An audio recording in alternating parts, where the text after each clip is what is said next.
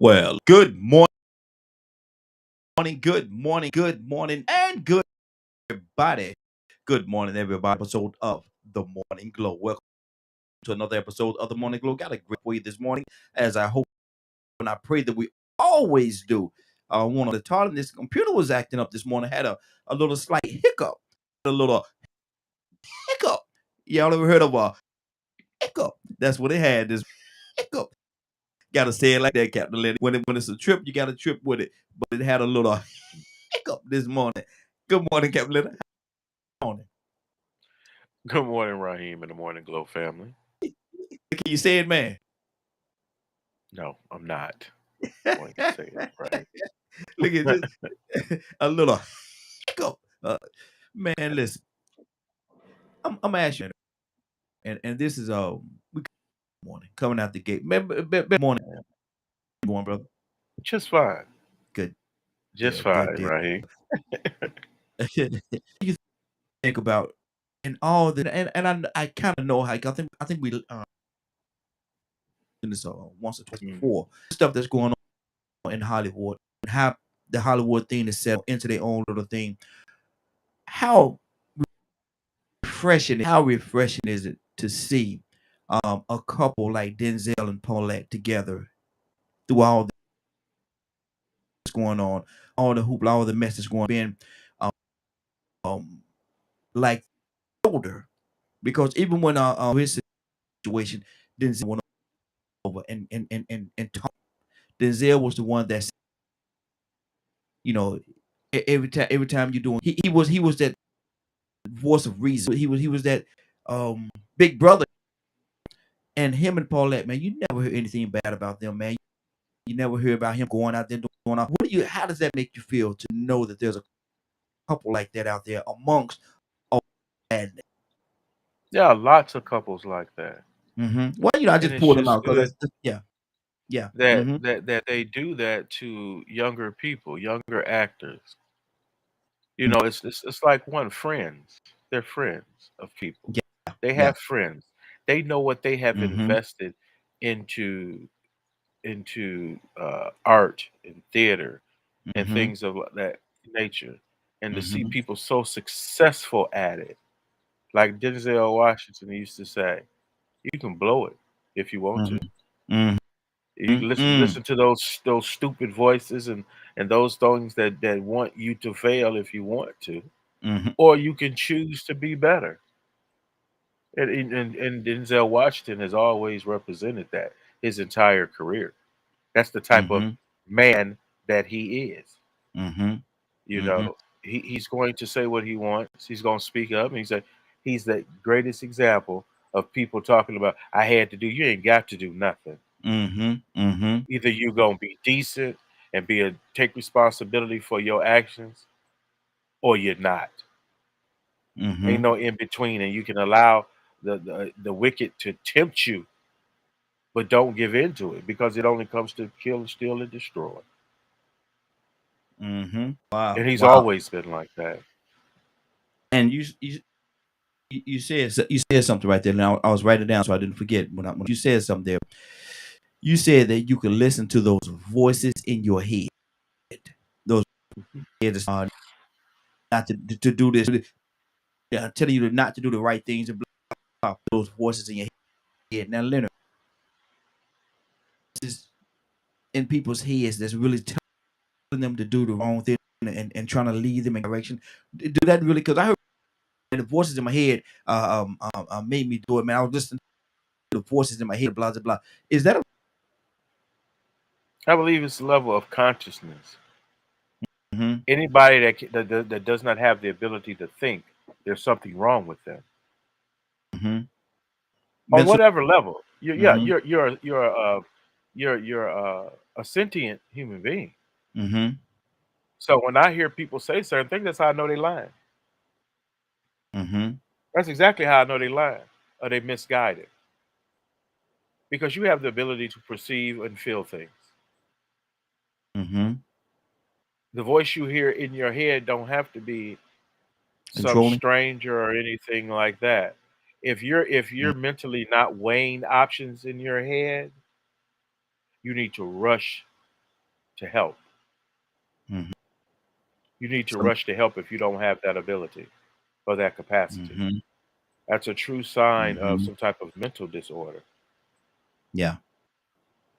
So Mhm. if anybody is having that problem, definitely go and get some help. Mhm.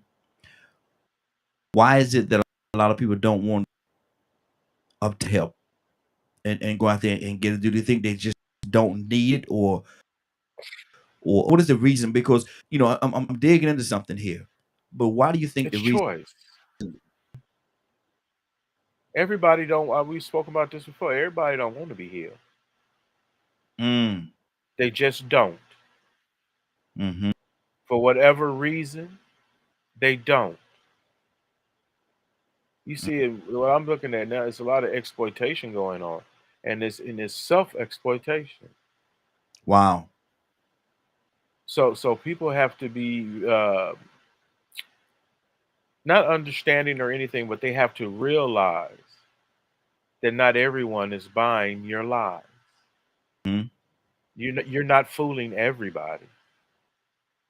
You're just not. And Mhm. to think that you are is going to hurt you more so than me. Mhm. Like I said, it's just sad if a person is lying to themselves Yeah. about anything. That is so complex. Mhm. To lie to yourself, that's Mm. complex. To lie to yourself, That's and that's complex. yeah, yeah. That's dangerous though. Oh, There, it's there's people that. extremely dangerous. It's usually what Mhm. happens before you pull the trigger. Mhm. Wow. You know, imagine if you were a person that couldn't trust yourself. That's Mm. com- that's complex. Mhm. You couldn't trust yourself. Don't know what you gonna do from moment to moment, second to second. Right. And not so much as that.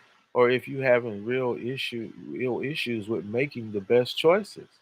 Mhm. You need to go see what is that all about? And it's not some old foolishness like, well, everybody ain't no, yes, they are. Everybody is in this boat, this human Mhm. boat. Everybody's in it. Mhm. The way you judge whether other human beings are fit for certain things, it's based on their behaviors and what they say and what they do. And, Mm. and some people even want to try to separate themselves from that as if they didn't do it. Yeah. They blame it on somebody else. Mhm. That's wretched. Mhm. We don't use those words and stuff like we used to, and when people knew what they mean. So when somebody called you out, it wasn't no back and forth. It what you mean, what you meant. Mhm. You know what it is. You know what that thing is that's causing you sh- issues. That behavior that you love, that is against the will of God, that you continue to do, that continue Mhm. to dig your hole deeper than it is every day, Mhm. every day. You know exactly why or how poverty happens. You would be surprised at the number of people that are satisfied living in poverty.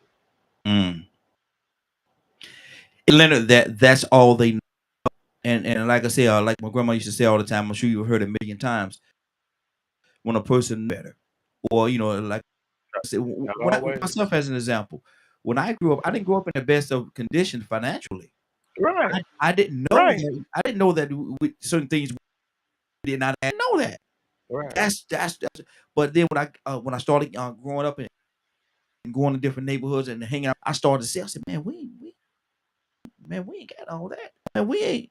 right. What's and truth of the matter, even back then, because the situation that I, and when I was the way I was growing up, I went to some people's house, man, and they looking at all these channels, 8, Hmm. 10, 12. Yeah, Hmm. all the other channels y'all got on y'all TV, man. Hmm. Oh, that's cable. Who?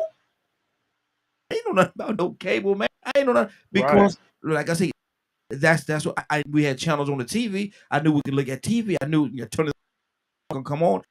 I knew that at a certain time, and I just gonna say, beep, and we go on. You know how it yeah, was back in the and day, you man. know, Exactly. And that's the thing about it. That's why because you had balance. Yeah. Yeah. Because you had balance. Mm-hmm. Achieving balance Mm-hmm. is it's like the first step. How do I stay sane? Mm-hmm. I may not have been brought up in the best of situations, but how do I stay sane? How do I become productive? How do I Mm-hmm. change the paradigm in my family? Mm-hmm. Yeah. That's Yeah. always foremost and priority and has always been in my mind. Ever since I can remember thinking that has been in my mind. Mm-hmm. Mm-hmm. Despite whatever it is, how are you going to go forward with your life? Mm-hmm.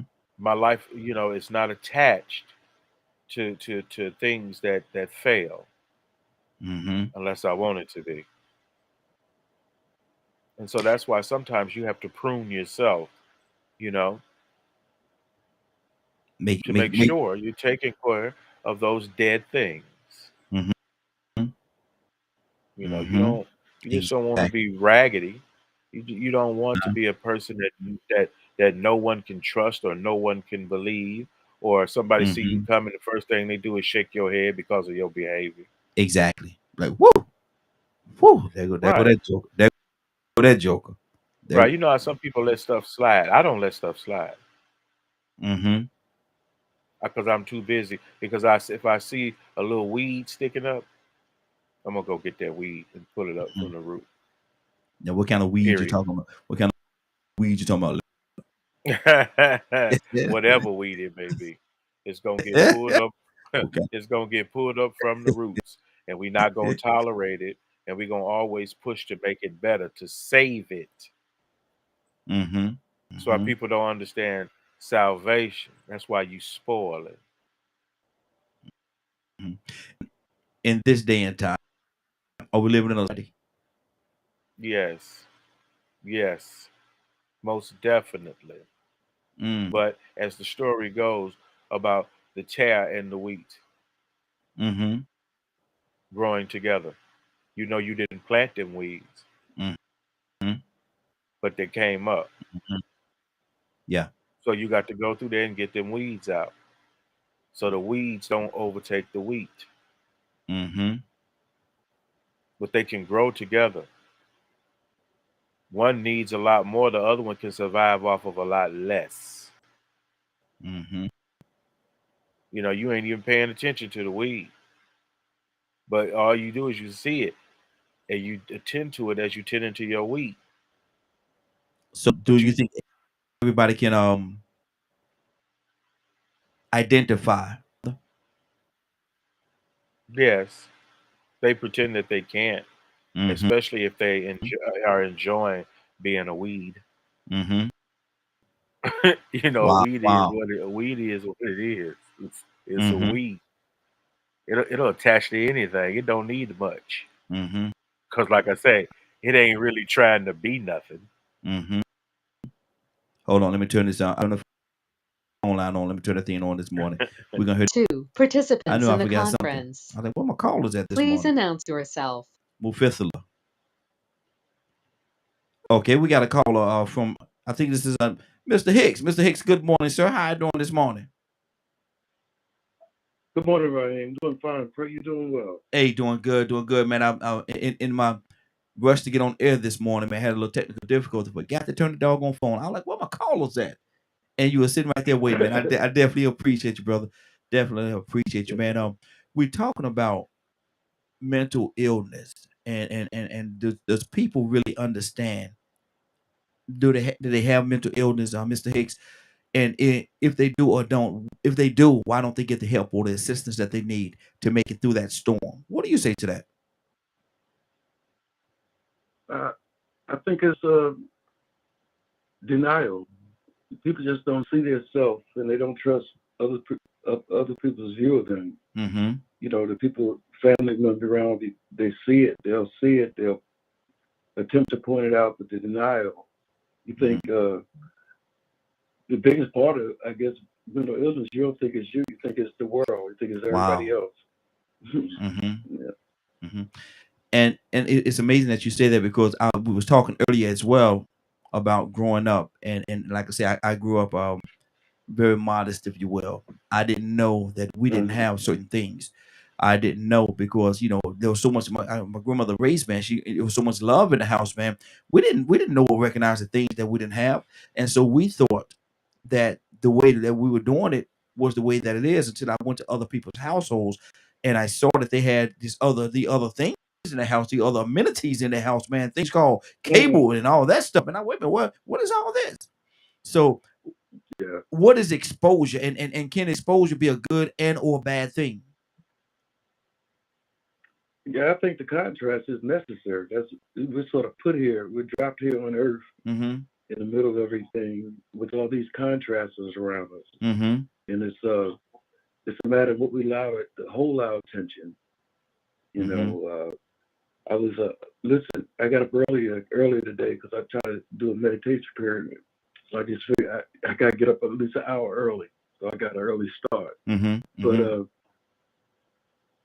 it's the mind. It's the mind, and it's the trauma. It's the experience we have that sort of I don't know, make us look for the worst things in life. Mm. Our mind, the mind seems to focus on the bad experience more than the good experience. Mm. I was talking to one of my exes the other day. We still friendly. I was married a number of times, and and it was and I was trying to when I think back to the past, the good things, right? Mm-hmm. Mm-hmm. And there's a song by the Jackson back to think about Yeah. the good times we had, kind of thing. So I focus on that. But it's easier to focus on what happened. What I don't know. It's almost like something that's ingrained inside of your body, the flesh. It's like the flesh, your body, your reactions to things are sort of built up through habit. And that's the spirit is willing, but the flesh is weak. Mm-hmm. The flesh had these memories and you never resolved it. So every time you think about it, you actually experience the same emotional feelings that you had when you experienced the event. When I saw early on, I started going through the history of this country and our position in it, and it was I actually got so dark and sick, physically sick, because I was experiencing. I was seeing these pictures, and it's as if I was back there in that time.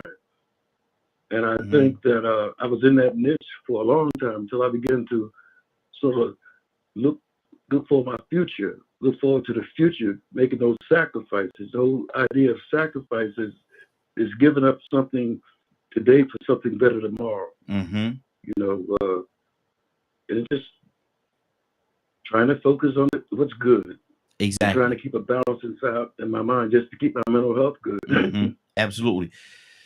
And Leonard, he said about sacrifice, and we spoke earlier about the selfish society that we live in right now. This society is very selfish. Are we willing to sacrifice for each other? Are we willing to to give up, make our life a little more comfortable if we make a mass amount of people lives more comfortable? Are we willing to do that as a whole? I would. I mean, I Mm-hmm. don't. That statement alone to me Mm-hmm. is problematic Mm-hmm. Why you say? for the very simple fact that's not why you put here. Mm-hmm. You're an individual first. Mm-hmm. If you got a notion that you're supposed to be sacrificing yourself for something or somebody else, just in general, is that what you do?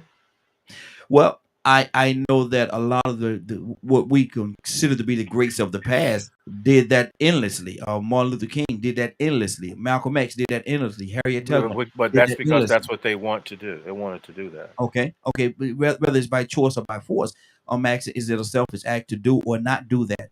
Because we just take Martin Luther King as an example. He sacrificed greatly for his people many times over. We take the great John Lewis sacrificed greatly, man, greatly for his people. And there's I'm talking about these are black individuals I'm talking about, but there's other people that sacrifice for their people as well that were not black. And so we say that we live in a selfish society, but are we a part of that? Well, I mean, that is such an extreme. Mm-hmm. That is such an extreme to compare person's selfishness with the works of great leaders. Mm-hmm. That's too extreme. But aren't great leaders unselfish? No, some of them aren't. Mm-hmm. It just depends on the leader. People Mm-hmm. have led lots of things. You can be a complete fool and be a leader. We elected one. So I don't get too wrapped up in extremes like that. Those Mm-hmm. people were unique individuals Mm-hmm. because of the causes that they championed. Mm-hmm. Had there not been an issue, there wouldn't have been that person need for that person to do anything. So people who really sacrifice, you would have to wonder, what did they sacrifice? To them, it may not have been a sacrifice at all. They may have Mm-hmm. just been driven to do certain things. Well, I think it was something that was in them, and I can agree with you when you said it was not a sacrifice at all, because they knew that it was a greater good that they had to do. It was something that they had to do in order for the betterment of the people.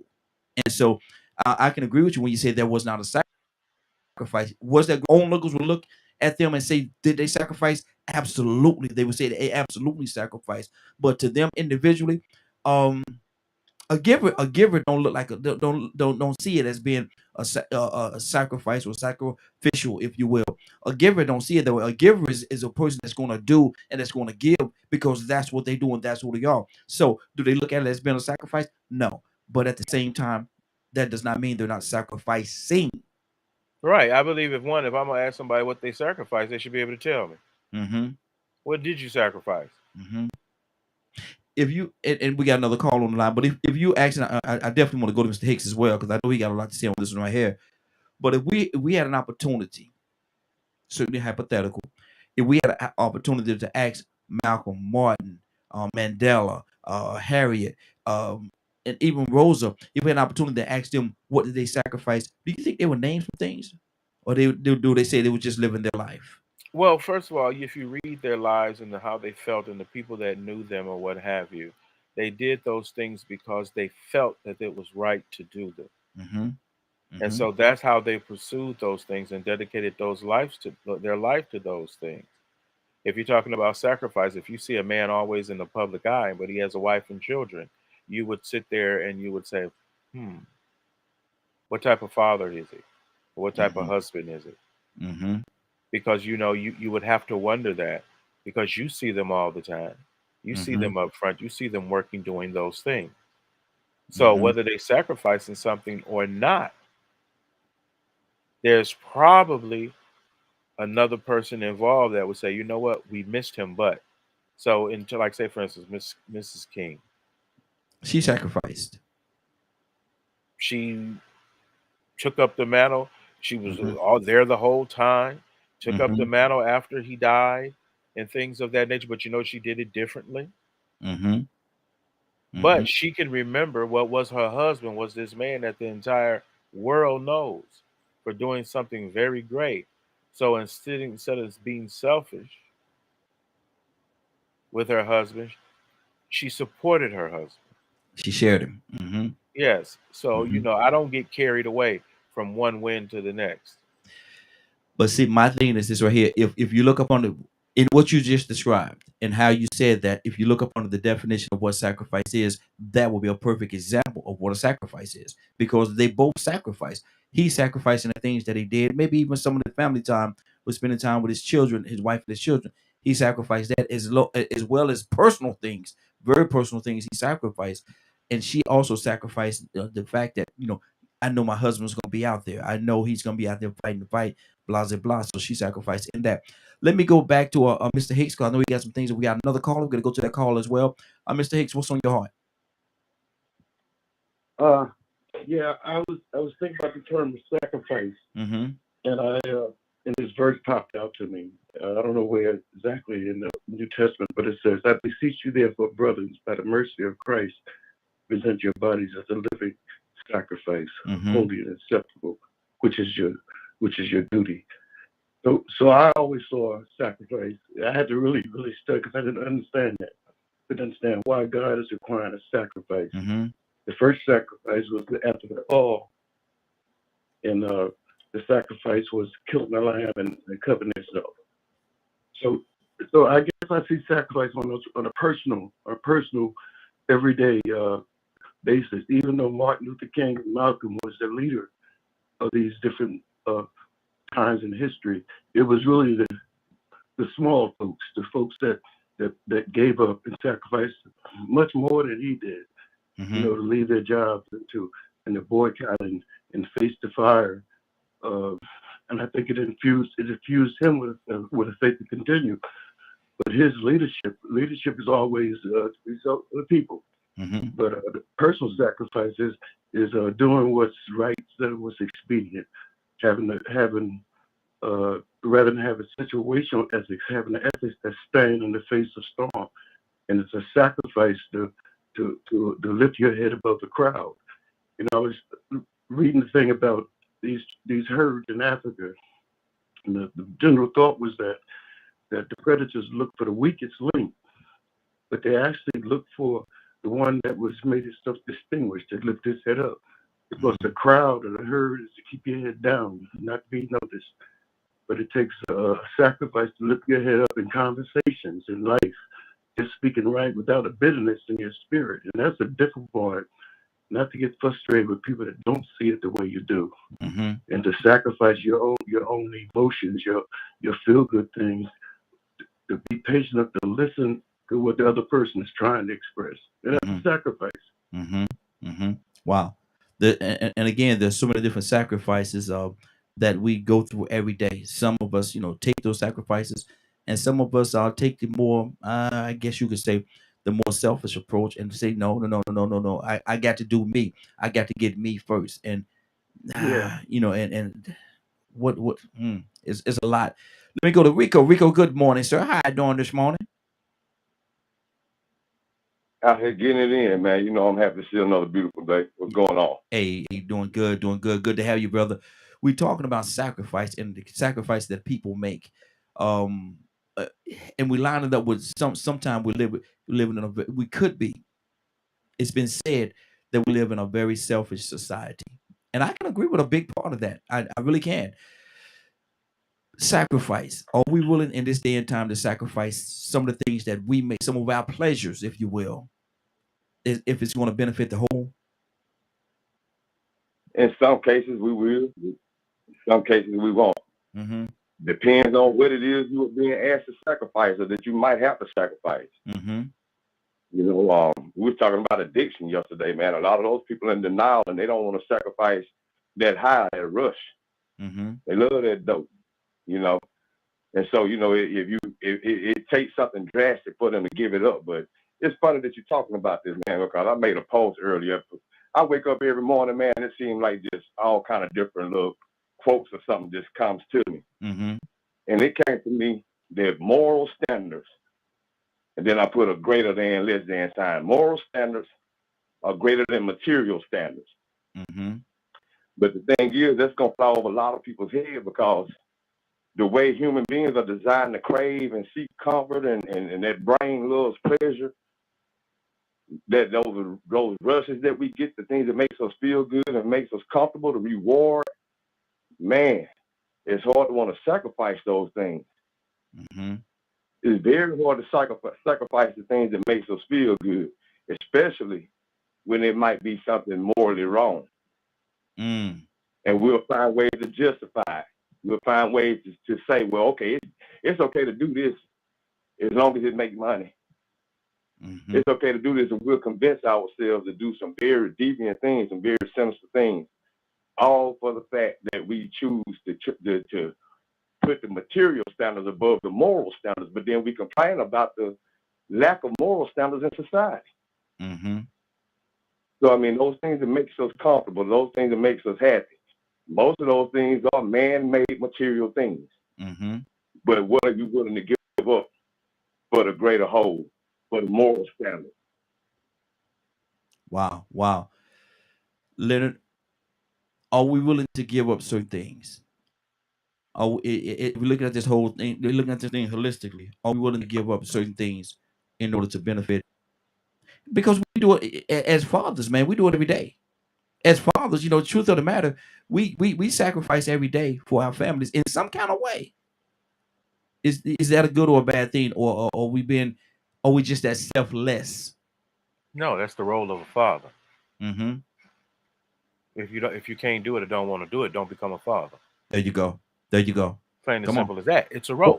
Or mother. Yeah. Yeah. Exactly. It's Mm-hmm. what you choose. Mm-hmm. It's what you choose to do. So why can't some people stand in that gap? I mean, it really depends on your perspective of life as well. You know, why are you here? What did you consider your purpose in life? That could be completely different than mine. Mm-hmm. Excuse me. So I don't make judgments based on that. Mm-hmm. Like I always talk about people, you don't want religion? Okay. See how that work out for you. Mm-hmm. All it is how you live. What you do every day, whether or not you worship a deity or not, or whether you set out to do the right thing, you know, or what's guiding your right thing? What's Mm-hmm. guiding your right thing? What do you consider right? You know, a lot of people want to get into that conversation with you or what have you, and that's how you know they pretty much almost reprobate. You know what I'm saying? Reprobate, which meaning that one, they don't have, Reprobate mind. yeah, Mm-hmm. they don't have values Mm-hmm. or ethical values, especially as it relates to community or family or friendship. Ethical values guide those relationships, whether you have them or not. Somebody, like you said, I just mentioned earlier about being a sentient person. You have the ability to feel and understand. Mm-hmm. So it's how you deal with things. Everybody, you know, I sacrifice this, that, or the other. It's good to be able to explain what it is you sacrifice instead of using that word. If a person actually in a situation where they're verbalizing or over verbalizing what they sacrifice or what they sacrificed, is that quote unquote overkill? No, Because my thing is, like I said, if I'm gonna do something for somebody, I'm not gonna go out there and tell everybody, you know, I did this, or I'm not gonna do that. You know, I'm but gonna do it. that has nothing to do with sacrifice, though. Yeah, no, I'm talking about the verbalizing. You know, when you say a person over verbalize what they sacrifice or they have to say about what they sacrifice. When you when asked that question, maybe person just out there, just man, you know, I did this for Billy. Man, Billy was in a bad situation. I had to go out there and bail Billy out. Blah blah blah. What you gonna do it for? You gonna go out there and voice? Because somewhere I read where if you're looking for any gifts or something like that from what you did, that's the only gift that you. I'm paraphrasing, but that's the only gift you're gonna get, being able to go out there and voice it and say I did that. But you ain't gonna get nothing in heaven. Go ahead. I'm not sure about that. You would have to ask somebody else about Mhm. that because one to me that is like I said before, it's not comparable to sacrifice. Mm-hmm. It's not the same Well, concept. I'm not making a comparison. What I'm saying is, Um, why would you sacrifice to go out there and let it? You gotta let the world know. but why do you keep saying sacrifice? Hmm? No, I'm saying sacrifice because that's something that you did. It was a sacrifice, but in order to do that, why do you have to go out there and verbalize to everybody that you did that? Oh, okay, Yeah. because yeah, I don't use I wouldn't use that word Mm-hmm. sacrifice there. Can I pick my own words now? It's just something you did. Well, if you can pick that word, but it's gonna cause a misunderstanding. You That's gonna call why I me- wouldn't choose the word. let me pick my own It's words, like man. some people may say they make a sacrifice. They Lord don't Jesus. always like if you got plenty of money, giving somebody else some ain't no sacrifice Yeah. to you because you got Mm-hmm. it. I mean, you're not parting with something that you can't get back or Mm-hmm. lose. Yeah. It ain't gonna hurt you none. You know, it's not that you're offering up something for some other purpose other than your own self gratification. Mm-hmm. So that's the reason why I wouldn't use sacrifice in that point. In that because if it's for Wow. self gratification, Do you think people are bragful and yeah, boastful? yeah, oh yeah. Now that's what you would probably use. That's Okay. bragging and boasting. Mm-hmm. It's not sacrifice. Mm-hmm. Because one, you know, a lot of people who do things you would like you say it's not the most tactful thing to do, Mm-hmm. you know. So some people don't, you know, I'd rather you not do nothing for me than Yeah. you Exactly. behave like that after the fact. But Exactly. Exactly. to me, Here. that's so different Mm-hmm. than sacrifice. Here, And in man. the Bible, the Your. word says Here, it's man. better Here go to your. be obedient Exactly. And I'd be like, yo, man, here go your money. Here, man, go on. Take this going on over there somewhere. Curtis, good morning. How you doing this morning? What up, brother? What's going on with you, Curtis? We're talking about right now. We're talking about sacrifice, and we're gonna get to our top of that. We're gonna get to our topic of the day, probably the top of the hour, about 8:15, possibly around that time. But we're talking about sacrifice now. From where you're sitting, that Malcolm Martin, so many different people in this man, all these people, man, all these quote unquote greats, did they sacrifice greatly, or was what they did just a way of life for them, and it's just the way that they live their lives? Do you think they made great sacrifices? Wasn't one or the other. Say it again. It wasn't one or the other. Oh, wasn't one or the other. It was both. Mm-hmm. You know Mm-hmm. what I'm saying? Yeah, sacrifice. Harry gave up her life. Mm-hmm. She gave up a life that she could have lived. She could have, imagine if she would have gotten off and, okay, y'all do the best y'all can. Mm-hmm. I'm gonna live my life. She could have lived her life, And some historical data, it says that some scholars tell you that Harriet Tubman was the first female general of the United States military. Yeah. You know what I mean? Like, when you move up in rank like that, you're going to be asked to sacrifice a lot, man. I know military veterans right now that just done lost their whole family because of the military. Not because they were bad parents or bad husbands, but the wives or the husbands just couldn't deal with it. Well, hey, you volunteering to go. You know what I mean? So I think it's both, man. I think you can't separate the two. You say you can or you can't? Curtis? You can't. Okay. Okay. Separate the two. I think the two go together. Got you. Good deal. Good deal. What do you learn? 508-924-3521. 508-924-3521. Toya with a T. Good morning, young lady. How you doing this morning? Good morning. Doctor. Hey, doing good. Toya, we're talking about sacrifice and sacrifices that a lot of our greats in the past, from Harriet, Malcolm, Martin, Mandela, a lot of those have taken. Were they sacrifices? Were they really great sacrifices, or were they really just living the life that they live, and that's the life that they was called to do? What do you say to that, Toya? That's a tricky question because, like, your destiny and a sacrifice, I think, is two different things. Yes. You know what I'm saying? Like, she didn't sacrifice being a wife to be a freedom fighter. You know what I'm saying? She was still a wife. You know what I'm saying? So I think that our destiny is just is what it is. You know what I'm saying? Like, Jesus sacrificed his life, but really, did he? Because we all got to die. You know what I'm saying? So, I think it's just like about the wording. I think when you have a destiny, it's not the same as a sacrifice. That's just in my personal opinion. But for instance, if there's something that needs to be done and you're supposed to be doing something else and you're going to sacrifice doing that to do something else, then is that your destiny? You know what I mean? So I think they just kind of lived the life that they lived. Were there some sacrifices along the way? Yeah, but I still don't think it was due to their circumstances. You know what I'm saying? I don't think they thought school was more important than setting slaves free, and then I'm not going to go to school. So you do this. You know what I'm saying? Because it was like, it kind of went with the territory at that time. And I think it's changed now because now we have more things to sacrifice, our jobs or our careers, you know what I'm saying? Being a wife or being a mother or whatever for the sake of civil rights. You know what I'm saying? Or for the sake of, like, Martin Luther King sacrificed, I think, at times being a father because he was always gone. You know what I'm saying? But at the same time, it's what came with the territory because the work that he did was going to benefit his children as well.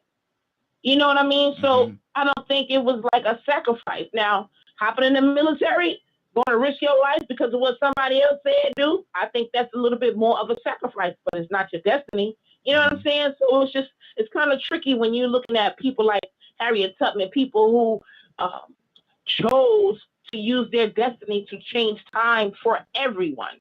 You know what I mean? So I just think it's just a little bit different when it's your destiny. That's what comes with the territory. Okay. So though there was great sacrifices there, it wasn't a sacrifice in that aspect of it because of the fact that it was a calling. Is that what I'm hearing you say, Toya? Because it was a what? It was a calling. It was a calling on their life that they had. Right.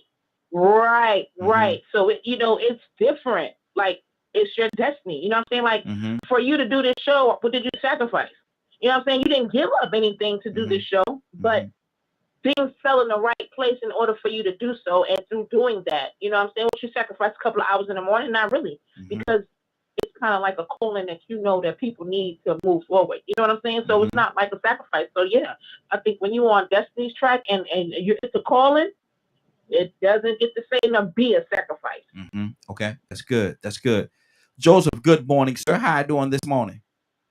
All right. Good morning, family. How y'all doing? Hey, doing good, man. Talk to me about what we're talking about. Right. What's your take on the situation? I've been listening and I've heard some wonderful, powerful answers. This system is set up in such a way that trinkets or rewards are given in order to make people do what the system wants them to do. Like even back during slavery, Thomas Jefferson once said that you need to have manumission before the slaves in order for them to have something to look forward to, just like you have to have parole set up for the prisoners in order for them to have something to look forward to, or otherwise you won't be able to control them. You won't be able to manage the prison system. So the system is set up to give us trinkets in order for us to cooperate with the system. But people like Dr. King, Malcolm, Fannie Lou Hamer, and others, when they got to that place where they saw just how great the reward was, they realized that they, had to sacrifice. And I think that's a pretty good word, because you really have to sacrifice if you want justice and fairness and righteousness. Unfortunately, so many have been bought off. Even coming out the civil rights movement, many of our leaders, were given good positions. I ain't gonna call names and stuff like that because that wouldn't be fair. And I don't know what I would have done coming out of that situation. But many of them received, corporate jobs and political appointments and things like that. But that weakened the movement, and those running the system knows how that goes anyway. But I refuse to live a life that allow people to pay me for the passion that I have, especially for Black folks, because I grew up in Arkansas and I saw the struggle in my elders, and then I grew up in the struggle myself.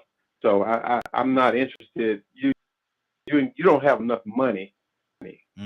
Now I know some people like everybody got a price. No, everybody don't have a price. Yeah. I think I'll die in this thing. But we have to sacrifice not only for ourselves, but for our children. And I think that is the moral high ground. I mean, when you get to that place in your life, I think then God can use you. Yeah. Because otherwise you belong to the system. And the system will use you and buy you off. And if anybody knows anything about Machiavelli, the Prince, that's what Machiavelli taught. The way you govern people or control people, colonize people, go in, neutralize the dissident, give them gifts and whatnot, buy them off, and they'll control the masses. So that's a good topic this morning. And yeah, you have to sacrifice. And I thank God for Martin, Malcolm, and Medgar Evers and many others. Yes. The Freedom Riders and all those people that had their jobs threatened when Dr. King called for the bus boycott. Well, not just Dr. King, but all the other ones, all the other leaders that was around him. When they called for the bus boycott, there were many people who lost their jobs, many names that are not in the history books. They were threatened with their livelihood. And so, and they sacrificed it. Some of them were afraid, and you have to understand.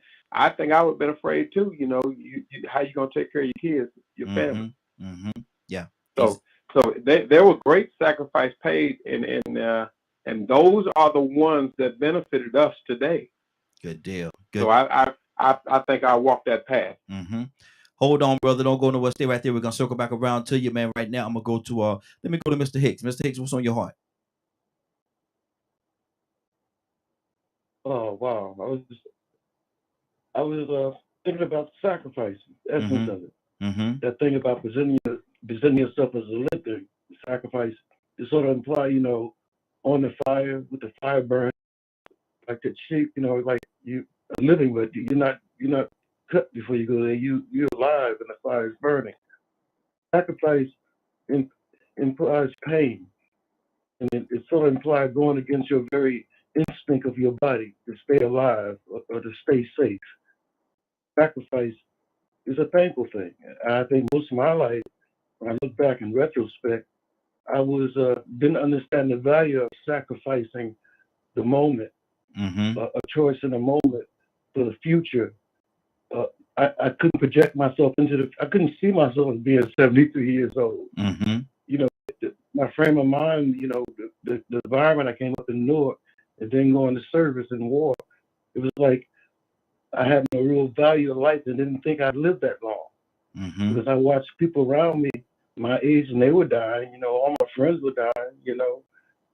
It was like, yeah, I'm not going to be here long, so I wasn't able to make the sacrifice of completing things and blowing opportunities because they required a little pain, a painful decision about maybe changing my lifestyle, changing what I believe. But I struggle every day with this sacrifice. It's like when the Jewish tribe of Israel, they had required to be circumcision. And I've looked at some videos on film, right, of babies getting circumcised. And man, they go through a state of shock when that happens. And it's painful and trying to find the meaning of the pain. But I enjoy this conversation. I'm learning a lot. It's making me dig back through my past. There you go. And yeah. Good deal. Good deal. Rico, what's on your heart, brother? Man, shout out to Joseph, man. I mean, he hit it right on the head. And, that's pretty much mirrored what I said about the moral standards and values being greater than the material standards and values. But when we were introduced to these things and we found the reward and the comfort and the pleasure in them, it made it hard to sacrifice. So therefore, I think you used the perfect word. You used the most perfect word you could think of, because we can't deny the fact that they may have had a calling for this. But at the same time, they knew they were risking their health and safety because there was an evil opposition that implemented this plan, that implemented this thing that we exist in this country, and they wanted to maintain it. And so when you finally say, okay, this is my calling and my destiny, to lead the people, to wake the people up, to help the people, to get us out of bondage, to give us equal rights. And you're going against an opposition that has killed and wiped out and exterminated whole entire tribes. Remember Tasmania? Remember the Tano Indians? Exterminated just about. Yeah. So now all of a sudden you got these things, you got these rewards, and one of those rewards was life, just the right to live. We'll leave you alone and we'll let you live if you obey, comply, do what we got you here to do, boy. And don't raise up or we will cut your head off and put it on a stake. We'll have a picnic promoted and have people come in from all around to sit out and enjoy your destruction if you don't act right. So they said, well, you know what, man, I know they might kill me, but I'm going to do this Underground Railroad. Screw them. I know my boys looking at me throwing bottles and hitting me all upside my head. Now somebody in 2022 want to say, well, I don't think that's a sacrifice. I want to play what they call with a sentiment words or whatever. How y'all do that? Or just the sound? I don't know. I don't know. It don't have to be that complicated. Because when you look at it deeply, that was a huge sacrifice. Not only did they sacrifice their time from their families, but they could have died. Mm-hmm. There was people that wanted to kill them for that, like they've been killing. Mm-hmm. And everybody ain't willing to sacrifice or take that risk and losing their life to fight this devil that has infiltrated us. And we'll make you sit down with those trinkets that Joe just talked about. Mm-hmm. Good deal. Reward you to Mm-hmm. miss. So yeah, that was a huge sacrifice to even give up those comforts. Mm-hmm. I mean, I don't even think nobody right now is willing to sacrifice their air conditioning. Wow. Leonard? Whoa. Yeah, it's a lot, man. It's a lot. You know, this I didn't know it was gonna be on this one here as long as we have, but man, it's good, and there's a lot of different lights that's coming on. Leonard, what's on your heart, brother? Leonard, you're muted. Just listening. Okay. You know, like I said, to each his own. Mm-hmm. Whatever you consider a sacrifice, it may be, but it needs to be something of value. Mm-hmm. You know, it's like saying that, well, I'm you know, it's everybody's personal opinion. I'm not going to put my sacrifice on your sacrifice because Mm-hmm. it may be different. Yeah. It may be different. And one, I'm not too fond of giving the notion that people have to give up those things that they enjoy and consider it a sacrifice. I don't think that's how sacrifice really works. Mm-hmm. It has to be you giving up something of value for something else. It's not excuse me. And it could be so many different things for everybody else. This is the reason why the blood sacrifices were no longer warranted in the temple. Mm-hmm. Because when you get to a certain point where it's not you can buy all the birds and everything that you want and commit all the sin you want if that's the case. Mm-hmm. So your sacrifice is actually worthless. Mm-hmm. You're not making much of a sacrifice at all. Mm-hmm. You know what I'm saying? According to traditionally what a sacrifice was. Mm-hmm. You know, so we have to be very careful when we think everything is a sacrifice. Mm-hmm. Because it just may not be. Mm-hmm. You know, when I hear people say, "Oh, somebody sold out," well, what they get and what they sell, what they get. You know what I'm saying? Some people can't accept certain things or understand certain things without a bias. Would you say that Benedict Arnold sold out? I don't really know what Benedict Arnold did. Mm-hmm.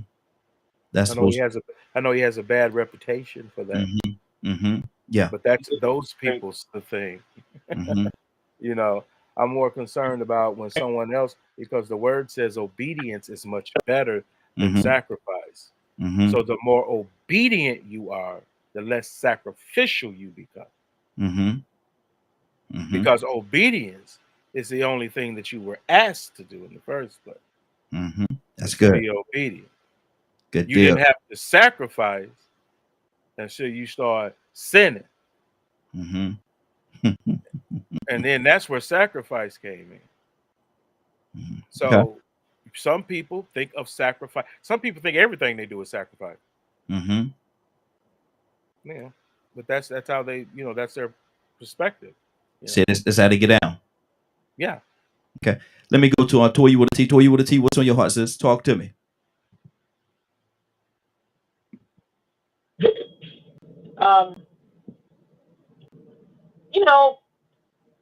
Different perspectives, right? I get it. I get what Rico's saying about, it's being not charged as sacrifice. But I think,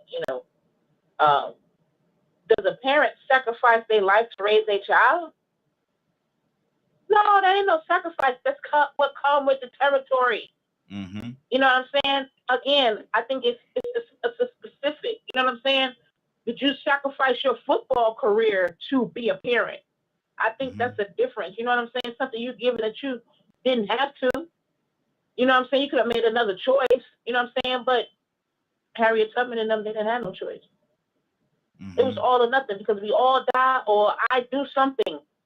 And I think when you step up to the game, right, you don't look at it as a sacrifice. You know what I'm saying? Right? Because that's like, it needs to be done. Yeah. You know what I'm saying? And I think that when you are, and I'm going to use this example as a parent, you know what I'm saying? Oh, I sacrificed my life to raise you. Hey, you got to lay down and have sex to have me. You ain't sacrificed nothing. You did what you had to do. And if you did not choose a career, you know, a famous career or whatever to do your job, I don't think it's a sacrifice. You know what I'm saying? So I think, you know, when we start getting into these words, you know, that we use to explain something, you know, one word of be 5 different things, you know, I think that that's what we allow to kind of use to take over the force of whatever action that we're doing. You know what I'm saying? But I think that when you're, it just is what it is when you're the parent. You know what I'm saying? And Harriet Tubman was the parent of freedom. You understand what I'm saying? And I don't think that any of them that sacrificed, you know what I'm saying, their lives look at it as a sacrifice. They look at it as something that had to be done, because they were already being sacrificed to the hands of somebody else, like some animals around here that didn't have no cause. You know what I mean? So I don't think Martin Luther King felt like he had a choice. He was chosen when you called. You know what I'm saying? And again, it's different. You know what I'm saying? Even with being molested. If I can look at that as, oh, well, I was sacrificed to have it done to me than my nieces and nephews, I still don't look at it as a sacrifice. This is something that had to be done, because I would never let nothing happen to them. You know what I'm saying? So I just think that we get into wordplay when we have sacrifices, because sometimes you're just stepping up to the game.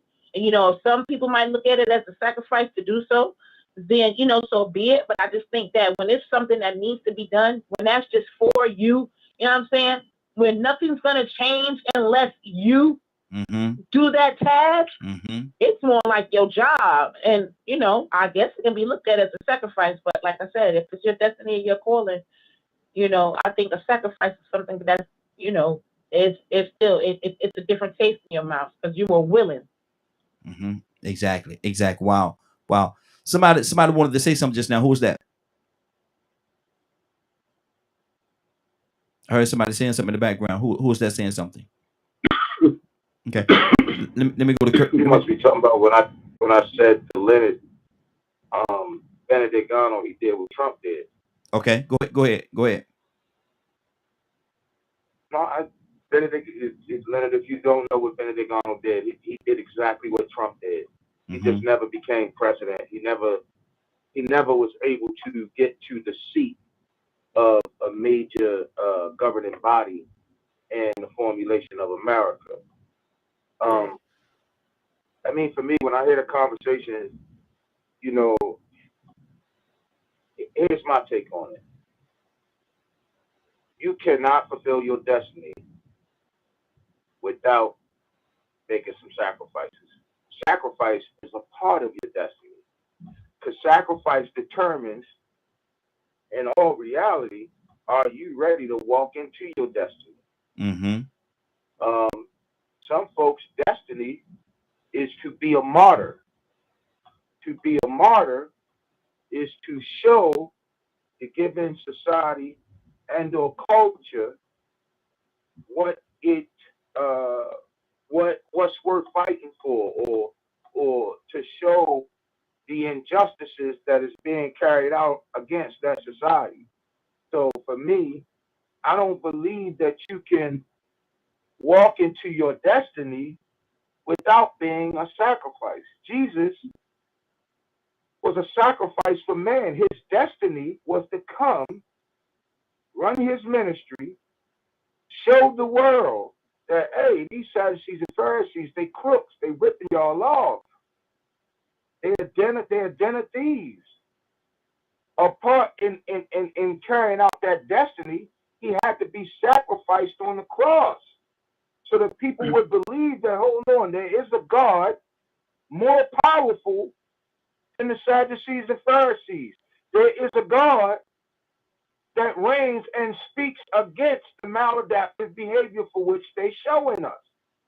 So it is just, it's in my opinion that it's honestly not right that we even try to separate the two and individualize them because they work together. It's like football. You can't have a good football team without having a good offense and a good defense. You can't show up to the game and, okay, my offense, we in the pros. Okay, y'all gonna run both sides for the whole game.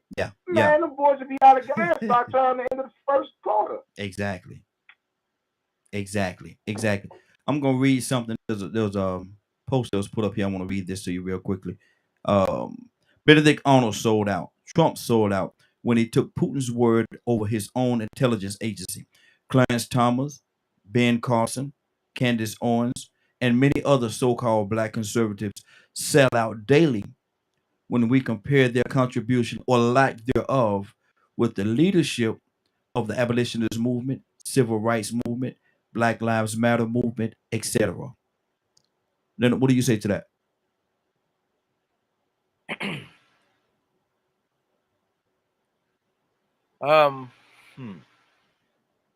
Because when I was listening to you mention those things, and you know, he had mentioned that thing about Benedict Arnold before, and I said I wasn't really sure if what he did was sacrifice because I didn't understand what you meant.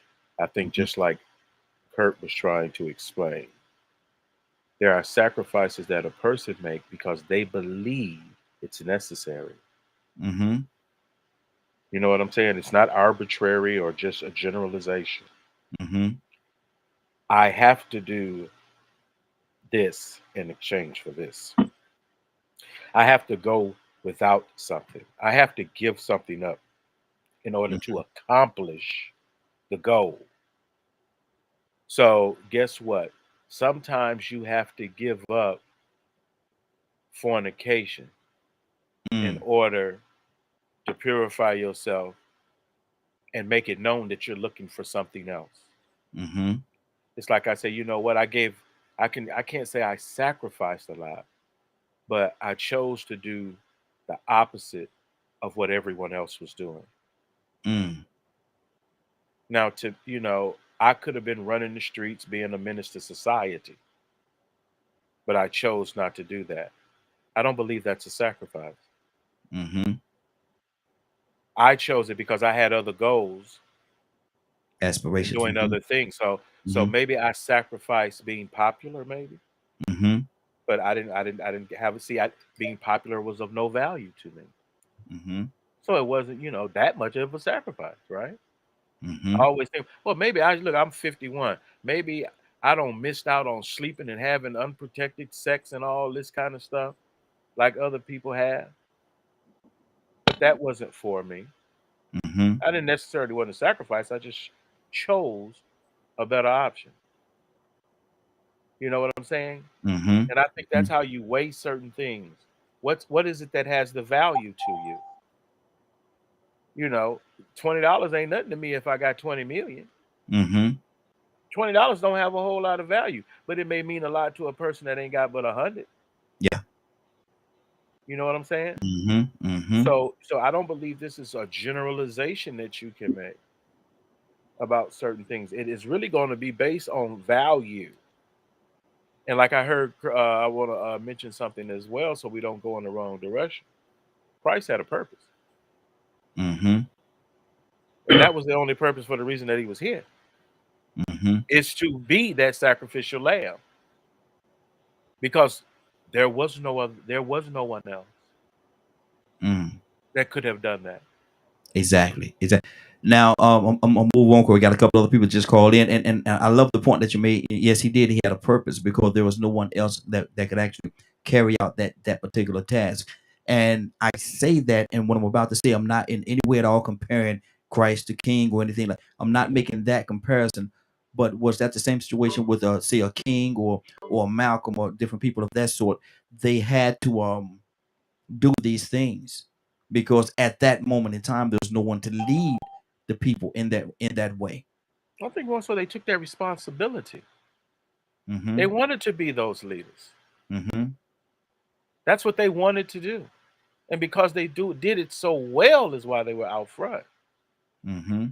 You know, it's because that was their thing. What they, you know, like artists. That's why I look at artists differently. I don't believe artists owe me anything Mm-hmm. because you're an artist. Good deal. Mm-hmm. It's That's what you you do. who are trying to convince me, not the Mm-hmm. other way around. Mm-hmm. Good deal. Let me keep this thing going. Let me go. Hey, Raheem. Yes, sir. Hey, Raheem. Yes, sir. Let's clear something up real quick because we done kind of went into historical data. Mm-hmm. So let's clear something up real quick. Some folks gonna be mad with what I'm about to say, but I'm gonna tell you the truth. Dr. King did not want to be the leader of a movement. That is not what he wanted to do. Mm-hmm. He sacrificed to do that. He did not want to be the leader of the SCLC. He did not want to be the leader of the movement. All he wanted to do was be a pastor in his church. That's it. He was voted in to do that. And once getting the vote, it wasn't even like he knew. It wasn't one of them things like he knew that they was going to put his name in the hat to be the leader of the civil rights movement. He was actually looking at casting a vote for somebody else. And then they told her, well, you know, you're the leader of blah, blah, blah. He goes, what? Leader of what? Who? What? Look, man, I didn't come here for that. I came here because we got an issue, and I'm a pastor in a church, and I'm willing to support. Oh, no, you're the leader.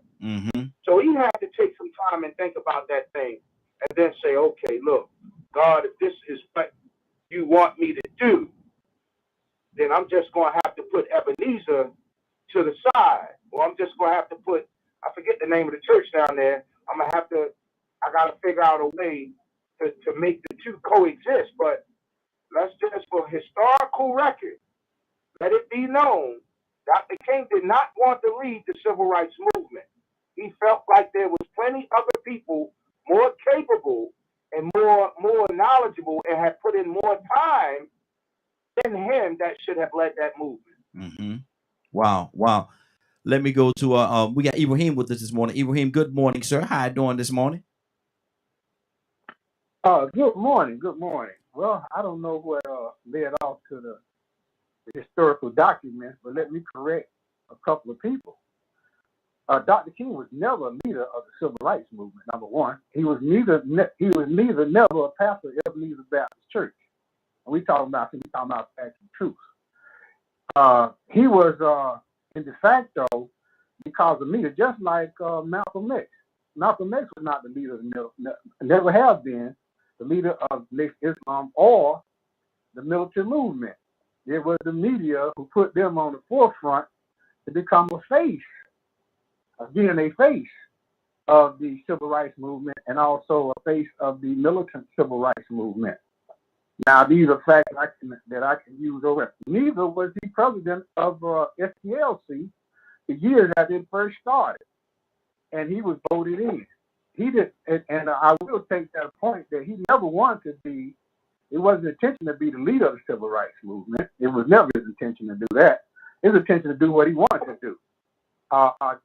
To do what was right, and just he got caught up in the moment and the time, like a lot of us did and do. And I didn't know him personally, but I met him when I was young, and I also worked in his office. And met him in his office just before he died. It's still having all these facts and circumstances. But however, it's sometimes just like his sister said, they're still living. He was just an average man that happened to be at the right time to stand up at the right time. And that's what I try to do in my history tours. You know, people I disrespect our leaders like that, but it is what it is. He was an average man that stood up. He was an average kid, but he stood up and did, and history pulled him in. He was pulled into the moment in the time. He was prepared and ready for his great grandfather, a slave preacher. His grandfather, a son of a slave preacher. And also his father, being mentored by his grandfather, became a preacher, and he became a preacher. He's fourth generation preacher, as was his brother. You know what I'm saying? So let it be known that he was birthed. He didn't drop out the sky out of heaven. Mm-hmm. You know, a lot of people seem like Malcolm X when he dropped out the sky together. But see, His father helped Mr. Ibrahim, let me say this to you, brother. I don't think nobody said that it was dropped out of heaven to be this or be that. We said that they took a great sacrifice. And what you just said is, and what you just said in your description of what you just said, say he did these things, he was cast in these places, and he didn't do anything or extraordinary or anything like that. But to be cast in this position and to be a leader to that, be it Malcolm, Martin, or whoever we're talking about, that's not average, brother. That's not average to be able to do these things and have these people with you and to lead these people in that way, brother. That's not average. They were not leaders, and they were average people that got into and was pushed in circumstances as it does. They raised up to the. But I need Ibrahim, listen to me for a second, brother. I need for you to explain to me what is your definition of a leader. Because evidently we're looking at leadership in a different way, and maybe that's where we're missing each other. So what is your definition of a leader? Oh, my definition of a leader is quite generic. Well, generic in a way, but also you look at Webster's dictionary and other dictionaries. Baby. A leader is somebody Back over there. Is chosen. Okay. Is chosen by the people he leads to take on or to do a specific mission. Mm-hmm. Mm-hmm. Okay. Take on a specific mission to get them to help them over that specific mission. Mm-hmm. Whatever it is, it could be anything. Okay. He was never chosen by the people. Brother, let me ask you, brother. You want a different direction. I'm asking you simple. I'm not asking for Webster. I'm asking you what your personal definition of a leader is. I don't want to hear Webster's definition. I want to hear yours.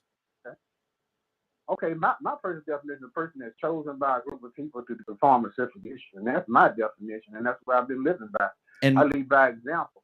That's not what Martin. That's not what Martin did. He wasn't chosen by a group of people to lead this organization. You said in your own verbiage a minute ago that he was selected. They picked him to do these different things. But now you say that he's not a leader. But your definition of a leader is the very thing that you said they picked him to do.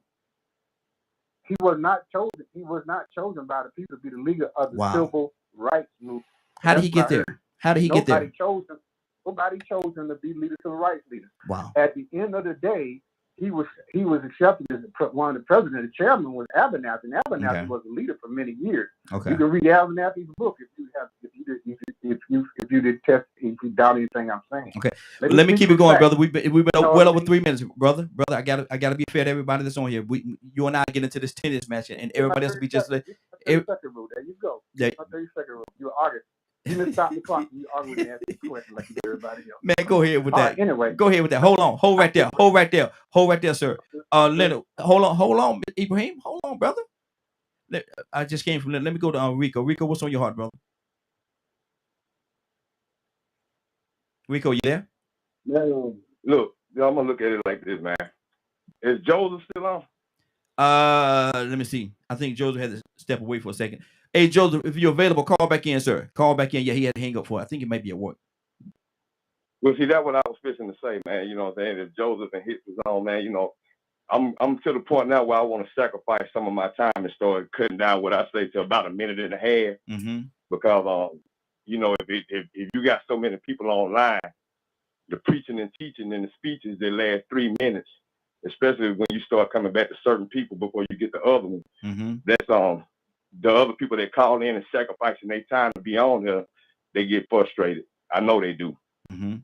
Like he's on his way to work. You know what I'm saying? He took his time to call in.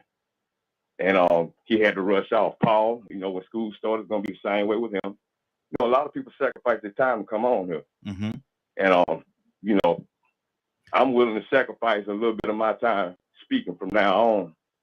And at the same time being observant of the fact that there are other people on the phone lines that don't have the whole 3 hours like most of us do or some of us do. Mm-hmm. So I'm willing to sacrifice that. You know what I'm saying? If you go ahead and go to Hicks, because Hicks was on here before me and he ain't spoke too much. Okay. Hicks, what's on your heart, brother? Wow.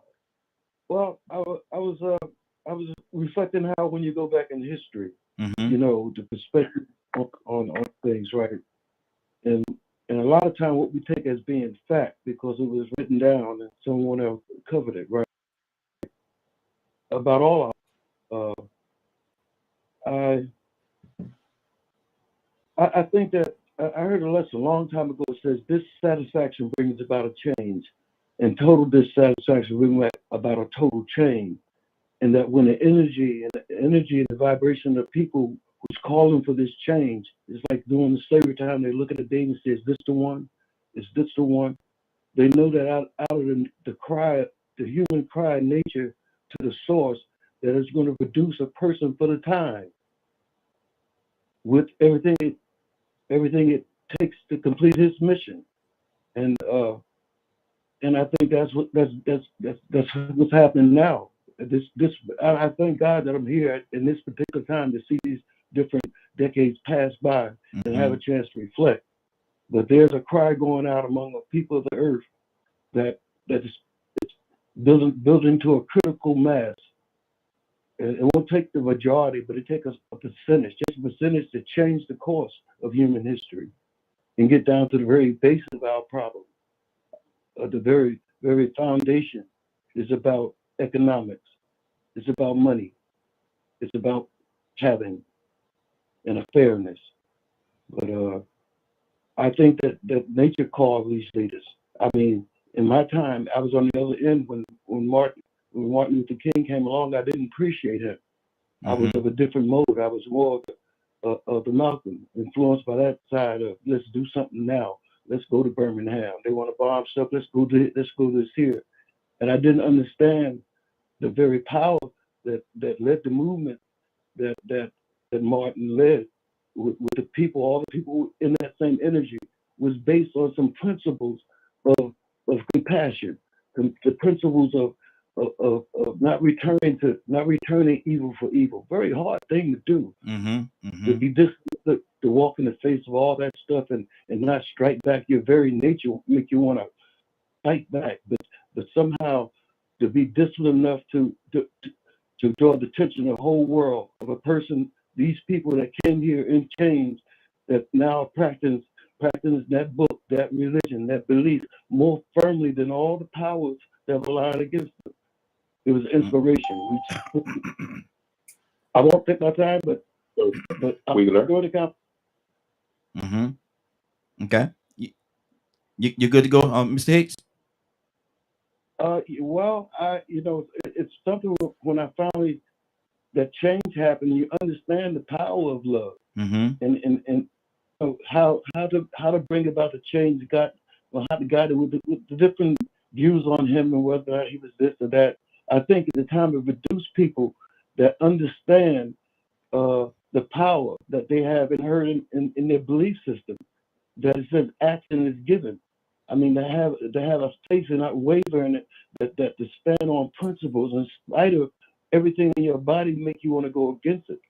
To sacrifice the moment, to sacrifice being angry, to look around and try to find what's good happening. If it's right here among this group that we all here, what's good happening in the world, that is as bad as it is, it ain't bad as it was. Wow. Exactly. Yeah. That's good. That's good. Let me go to Toya with a T. Toya, what's on your heart, sis? Yeah. So, a leader is a person that rules, guides, or inspires a group of people. And whether the media does it or people choose you, like a representative of the state or a congressperson that's chosen, or you inspire them, like Martin Luther King with the I Have a Dream speech that inspired all races around the world, as well as the tenacity and strength of Malcolm X, which is known all over the world as well. Now, they're saying the media did that. Doesn't take away the fact that they're still leaders. Because they died, they were sacrificed, but that wasn't their intent. They didn't get there and do those things knowing that it's going to come shoot them hiding off of a roof. They knew what the chances were, but we was dying like that anyway. So it had to be done. I don't think Malcolm did it with the intent to know that a brother was going to be the one to shoot him up. But we all probably knew then that the FBI was going to take us out because black people don't do what they were doing. So I can see how it can be looked at as a sacrifice, but we're not gonna take away their leadership. That we ain't gonna do. Because what we doing right now, we ain't got no more of them. Because we scared. Because we know what the consequences are. We know we get up there and get to talking like how they used to talking about rising up some black folks. We already know we putting a target on our back and we too scared to do it. Well, I ain't. That's why I would get blacked on Facebook. I'm with it. Let's go. But so many of us are not. And what we ain't going to do is we're not going to take away what a leader is. And we know that it is one that inspires. Even if it's a small group of people that nobody ever heard of. If you rule, guide, or inspire, according to the Webster's Dictionary meaning that I just looked up, they consider you a leader. Exactly. We appoint people to lead us that we might not see on a regular basis. Mayors, governors, you know what I'm saying? So we got to be real and recognize real and know that, you know, I'm not, again, like I said, it's something that had to be done. You know what I'm saying? We were all getting sacrificed. So it was like they was the cream of the crop, the ones willing to step up, knowing, you know what I'm saying? They're taking us out anyway. Look, somebody got to do something. So again, like I said, I see how it can be, you know, a sacrifice. But again, when you chosen, everybody ain't built to do that. Everybody ain't, you know what I'm saying? We can compare it to lambs if we want to, you know what I'm saying? But I don't know. I just think it's different. Exactly. 508-924-3521. 508-924-3521. Give us a call. We definitely love to have your input. We're talking about sacrifice and the sacrifices that has been made throughout the ages. And are we making those same sacrifices today? Do we make those same sacrifices? Are we willing to make those same sacrifices? Let me go back to Joseph. Get Joseph back, brother. What's on your heart? Oh, good morning, sir. Again, this conversation is so powerful. I'm learning so much from listening to everyone. It's iron sharpening iron again. Yes, sir. Once again, today, in light of the crack cocaine assault, in light of the inadequate health care, in light of many of the negative forces directed against us, mass incarceration, unaffordable housing, so on and so forth, there's going to have to be more sacrifices today, just as the last generation had to sacrifice. I was looking at these cities down in the Delta that are becoming vacant now. Many of the older whites have died out. Many of the children have left and vowed to not return to those little small towns. But yet, here's an opportunity for black people to reverse migration. You remember we migrated in the 40s and 20s to the north. Here's a chance for us to go back now and occupy those cities, build our homes, establish businesses like we did on Black Wall Street, set up those towns, raise our families, educate our children to value the town, to make sure the system don't allow drugs to flood them. And then we'll find ourselves picking up where those brothers and sisters left off in Tulsa, Oklahoma in 1921, and Black Wall Streets all around the country. Now, if we don't do this, I believe the Hispanic population that is growing are going to take advantage of them. Now, these systems are already in place in these small towns that have been abandoned. The infrastructure is already there. The federal dollars will have to flow and follow the people that go there. So when we talk about sacrifice, when we talk about our actions being relative to the times, and that's what Dr. King and other leaders and all of those that were in that movement, because it was more than Dr. King. Yes, he became the face of it. Yes, he was not trying to be the leader. That's true. The zeitgeist, or spirit of the time, that's a German word that means spirit of the time. The zeitgeist was like a mighty river current that moved not only Dr. King, but everybody that was around him at the time. Stokely Carmichael and James Foreman and John Lewis, Nick Core, all the major civil rights movements were being moved by the zeitgeist. And we today must find our place in the zeitgeist, because now there are new presented to us and new challenges, which will call for more sacrifice. Now the sister was right. Everybody's not cut out for that. Yes. Man, everybody's spot on. I'm telling you, we are having a very, very fruitful, healthy discussion this morning. I'm just glad to be a part of it and listening to everyone. And I hope my little 2 cents will be something to think about. Oh, absolutely. Have a blessed day. Hey, you do the same, brother. And hey, stay with us if you can, bro. I know you may be in transition. Yes, sir. Yes, sir. Yeah. I'm with you. Okay. I'm listening. Good deal. Good deal. Let me go to who had not touched in a minute. Let me go to I just spoke to Ibrahim trying to do my juggling. Curtis, hadn't spoken to Curtis in a minute. Curtis, what's on your heart, brother?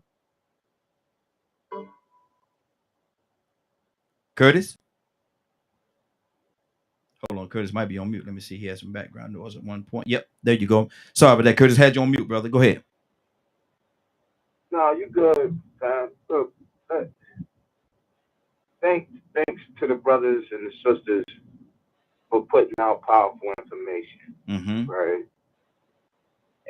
And I always try and take everything with a grain of salt, or I always try and stand. My grandma taught me a long time ago, don't just turn somebody off because of the way they look or one thing that they say, because you may be able to learn something. What I just heard, in my personal opinion, was a tragic description of what leadership is. And everybody been on point. But I just heard some frackernackle bullcrap come out somebody's mouth. No matter how you want to personally view it, what Toya said is dead on point. If you inspire, if you move, if you shape a given culture, you are the leader. It's the reason why most of the people we named was assassinated. Medgaffers, assassinated. Dr. King, assassinated. Malcolm X, assassinated. Stokely Carmichael, I think he lived to be old age, but they assassinated his character to the point that it was almost like, man, hold on, I don't know if we want to listen to Stokely or not. Now, I just got finished playing Kenyatta Shakur, in which he talked about Stokely, right? And he talked about who he was even as an old person. And brother just talked about the zeitgeist. Kenyatta said that the first time he heard him speak, he was old. And so he walked in the room, and it was as if there was I can't even pronounce the word, a glow in the room. So his face was just so illuminated that he had no choice as a child but to say, who is that? Who is that person right there? And then he spoke, and it touched his heart. But I'm going to throw a little fun fact out there. We all remember when Malcolm X was assassinated, right? We all remember that Malcolm X told his handlers, I don't want nobody to show up with guns today. We remember that, right? We remember that. That's historically, that has been proven from everybody who was in the room that was in that part of Malcolm's movement that said Malcolm told them not to, look, let the crowds come, blah, blah, blah, blah, blah, right? So I stumbled over something one day because I'm still writing this film called The Inconvenient Truth. And I went online and I called myself trying to go to public record to see if I can get as much information as I could in reference to the grand jury trial for the assassination of Malcolm X. Well, it kicked me out and kicked me back into a whole other website that had all the evidentiary evidence. You know, when there's a murder created, if somebody, God forbid, but if somebody walked in your studio right now and just started shooting it up, God forbid, everything that you got on you right now, Raheem, is marked as evidence. When they take your body to the morgue, everything that you had in your pockets, everything that you had in your shoes, everything is evidence. And what I found, I got it in my computer, and what I found, Malcolm X, when he walked in the Audubon Theater, he had in his top left-hand pocket the arrest report of Charles Hagan, who is one of the men accused of his own assassination. Mm. He had an arrest report for his assassination for Charles Hagan in his pocket. You know, when they gather the witnesses, the suspects, they interview Wrap it up, them. Curtis. You know what I mean? Mm-hmm. That's it ain't much to say after that, right? Mm-hmm. So, Wow. you know, some of these guys, you know, there's reports that King knew he was going to die. That's why he delivered the mountaintop speech. So some of these guys, they knew that the only way that the movement could move further is to lay down their life. They knew that they had to put their life on the line. So I don't know what we would call that. I'm hearing everything come out. I don't know what we would call it, Mm-hmm. but I know we can't of it. Good deal. Good deal. Stay right there, Curtis. We got to keep it. Man. Exactly. Got to keep it moving. But in all fairness, because of the fact that you was talking about, I think you was talking about Ibrahim when you said that I have to give him opportunity to respond to what you said. Ibrahim, keep it classy, brother. Okay. All right. Well, if you call it what everybody else said, classy, I'll keep it. Ibrahim, come on, man. I just asked you. See what I'm saying? You ain't have to do all that. Just say what you're gonna say, brother. Okay. Well, what I heard everybody else saying is their perspective from what they heard, an opinion of what they heard from other people's manufactured history. Now, I have deep respect for Martin Luther King, Malcolm X, Stokely Carmichael, and I met them brothers. Hold on, Curtis. Well, there you go. See, now you want me to be Ibrahim, come on, brother. Say what you're gonna say. Make your point, brother. Okay. Make your point. We got to keep this thing going. Okay, I met those brothers. See, my point is this, right? As long as we keep looking for imaginary heroes and we keep looking for imaginary leaders, we'll keep looking for them. And then one day you're gonna look upon yourself, inside yourself, and say, well, I'm a leader. Why can I not answer the call? Like Marcus Garvey said, right, when he was down there in South America, in the Panama Canal bit. How come I not be the spokesman for the black mankind? Because we're looking for these leaders that we imagine of other people's opinions and testimony that these were the leaders, right? They were not the leaders at that time. They were amongst a host of people who came out of nowhere and answered the call at the right time, right? The people that we should be celebrating, we don't even have their names on our hearts. I heard the name Bishop several times. You know, different people, right? And the people that actually got something accomplished and did something and wasn't just a spokesperson. The people that didn't lose in every battle but gained in the war, you know, and that's history. You can look at it, you can try to phrase it the way you want it, but that's the history that I saw, and that's the history that stands. Now, if you want to create something, that's good. That's your feeling opinion. I have deep respect for that. I have deep respect for Malcolm X. I followed him. I read Malcolm X before, right after his book was done by Alex Haley. You know, when I was a child, I studied history when I was a child. I met these people when they were in action. Martin Luther King knew he was going to be killed because he was attempted to be killed several times.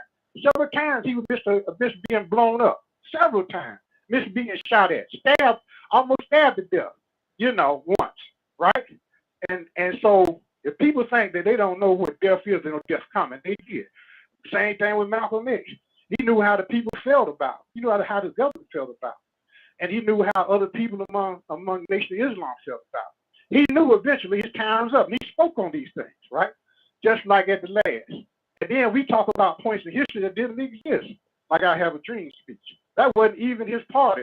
Kennedy put him and several others in place to stop that particular organization because it was about jobs, about economics. These were grassroots people fighting for true rights of the black man, the black woman at that time. You know, but history showed a speech that had nothing to do with the organization and what happened was happening that day. You know what I mean? It wasn't about just civil rights. It was about equal rights. And I stand by this. Now, you can use your opinions. You can look at other people that use all these glorious and glorious details about this. That wasn't it. It was a real situation. These are real people. They live real lives. They had families that live real lives. They had people out there with them that were dying in real life. What about the bus riders? The bus that was burned up. People beat every stop they took, right? What about them? What about the Greensboro people? What about that? You know? And the revolution, they started to integrate these cities across the South. Talk to me. Talk to me. Just don't create these false realities and think that you can't be that leader. That you can't be Martin Luther King. That you can't be Stokely Carmichael. That you can't be H. Rap Brown. that you can't be sacrificed for the movement. If you got heart, if you got fear, then you always gonna point somebody else. Oh, he was a leader. I can't be like him. He was so great. You know what I mean? What about his grandfather during a time when he was in danger, like even preaching and going about things that he believed in? So please, I'm saying this: don't cast dispersions upon me because you wasn't there, you didn't participate, or now you're not participating, or you want to call these heroes so you can make it so far beyond your reach that you ain't got to reach out there. Okay, good deal, good deal. Hold on, gotta keep it moving, brother. Gotta definitely keep it moving.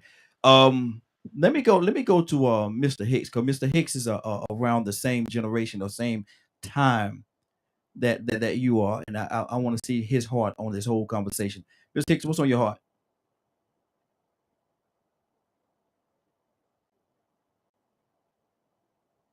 Mr. Hicks, you there?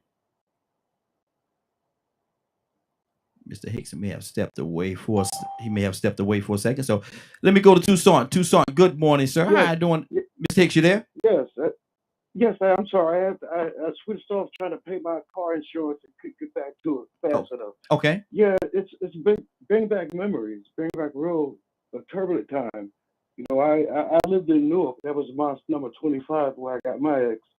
And at that particular time, I was about 12 or 13, and I was influenced by all the sharp Muslims. They dressed different, they act different, they didn't smoke, they were clean. So I was really influenced about them. And the fever there was I guess high intense. You know, from perspective of everybody around, it was as if Malcolm was like Benedict Arnold. He was a hypocrite in terms of the nation.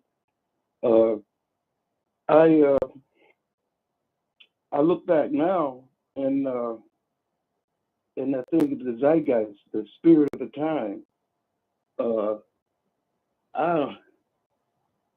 You know, when Malcolm left the nation, he left some of the principles that was part of that program as far as carrying weapons. His security did have weapons, but what he neglected to do was be in search, entering mosques. All the FOI was taught a certain kind of way to check everybody coming in. You couldn't bring anything in there.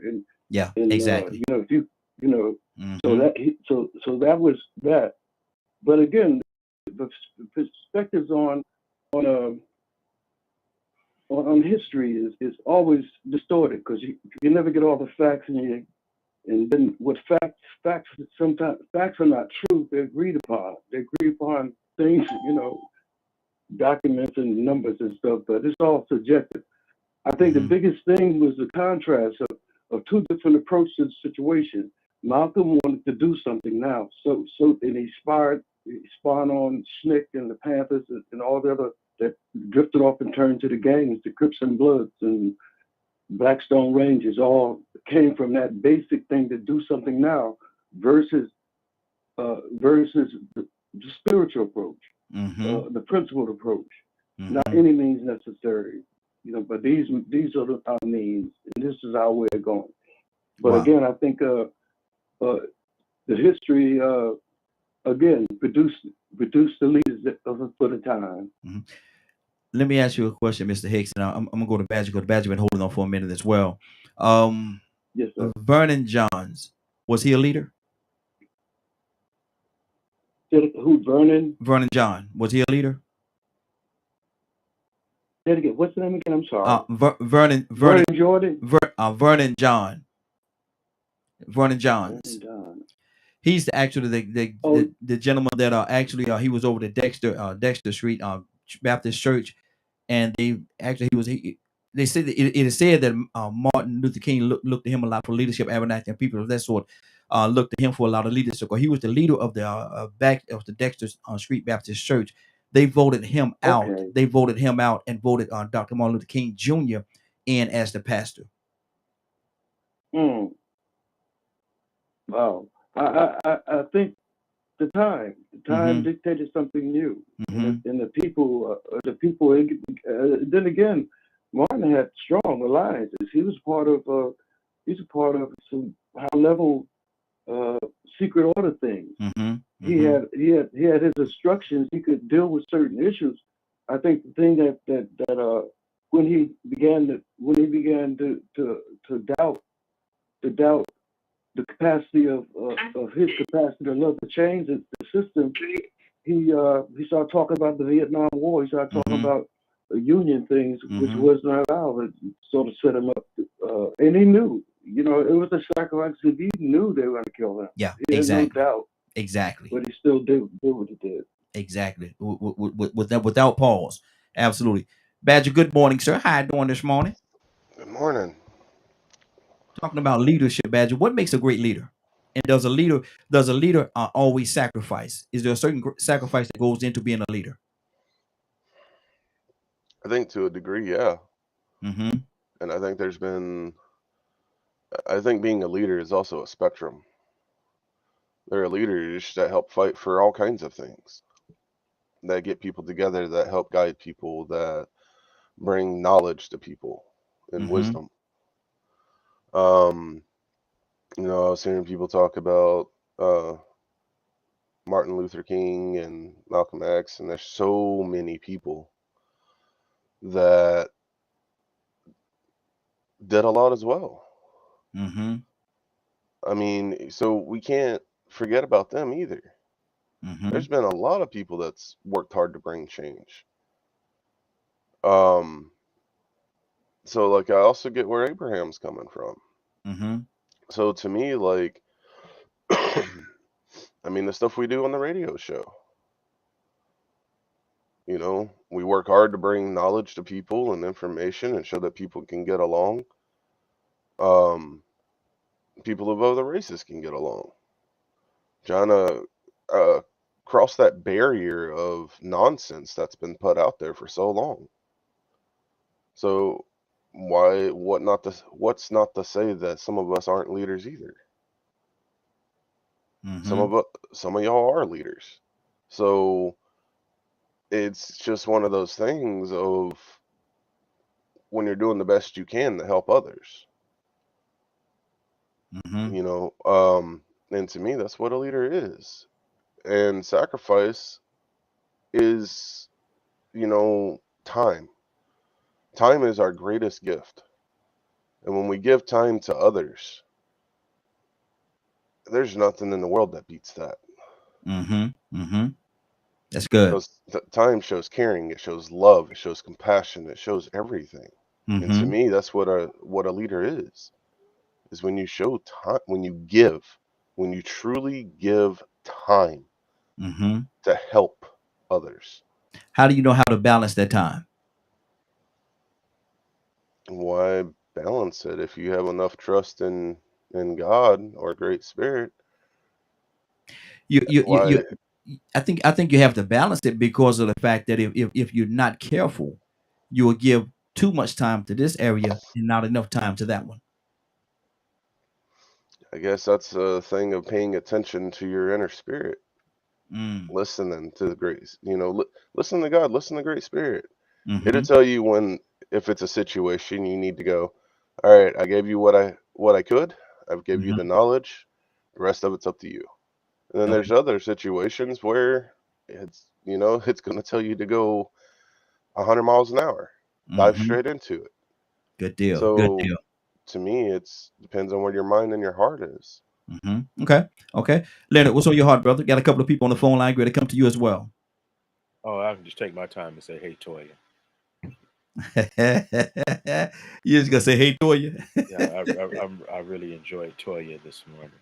Absolutely. Toya with a T. He said he really enjoyed you this morning.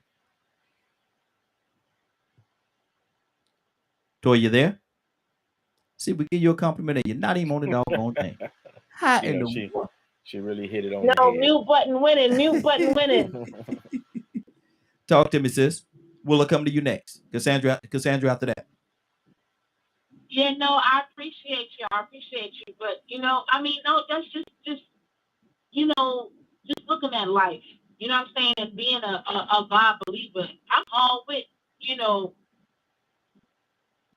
maintaining and being the next leader and recognizing my mistakes. That's why I'm allowing God to work with me now, because I know I can live up to what these people died for.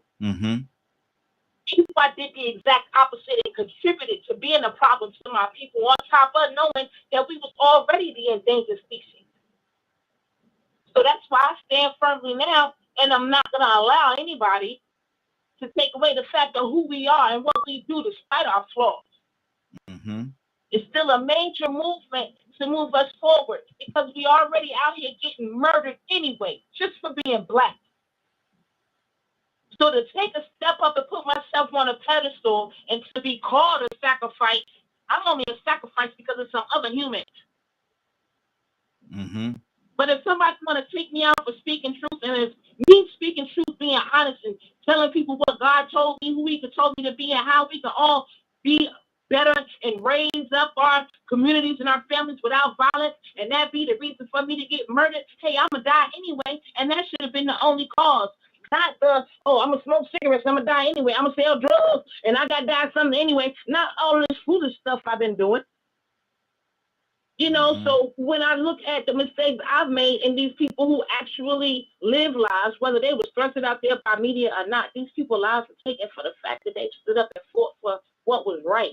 And if it was for equal rights, so be it. If it had to be equal because it was just us, so be it. Who cares about all that? The fact of the matter is people done died for something that's right. Mm-hmm. And if I got to die for something that's right, I'm with it. You know how I'm a leader just because I'm not proud all over television, everybody listening to me. Trust me, I know what kind of leader I am when it comes to the men in my family and the girls that's coming up in my family. Sometimes it's not all about being out. We're leaders right where you stand. Mm-hmm. Your kids, your wife looking at you. Be a leader to them first before you start trying to be a leader for everybody else. Be a Martin Luther King and a Malcolm X. Mm-hmm. Lead your own house. And that's what we got to get back to focusing on. Mm-hmm. You need to be a leader right where you at. We running from being a role model. But everybody watching you. Every day you wake up and you walk out, you're a role model. Because we all watching you. Everything you do, whether you like it or not.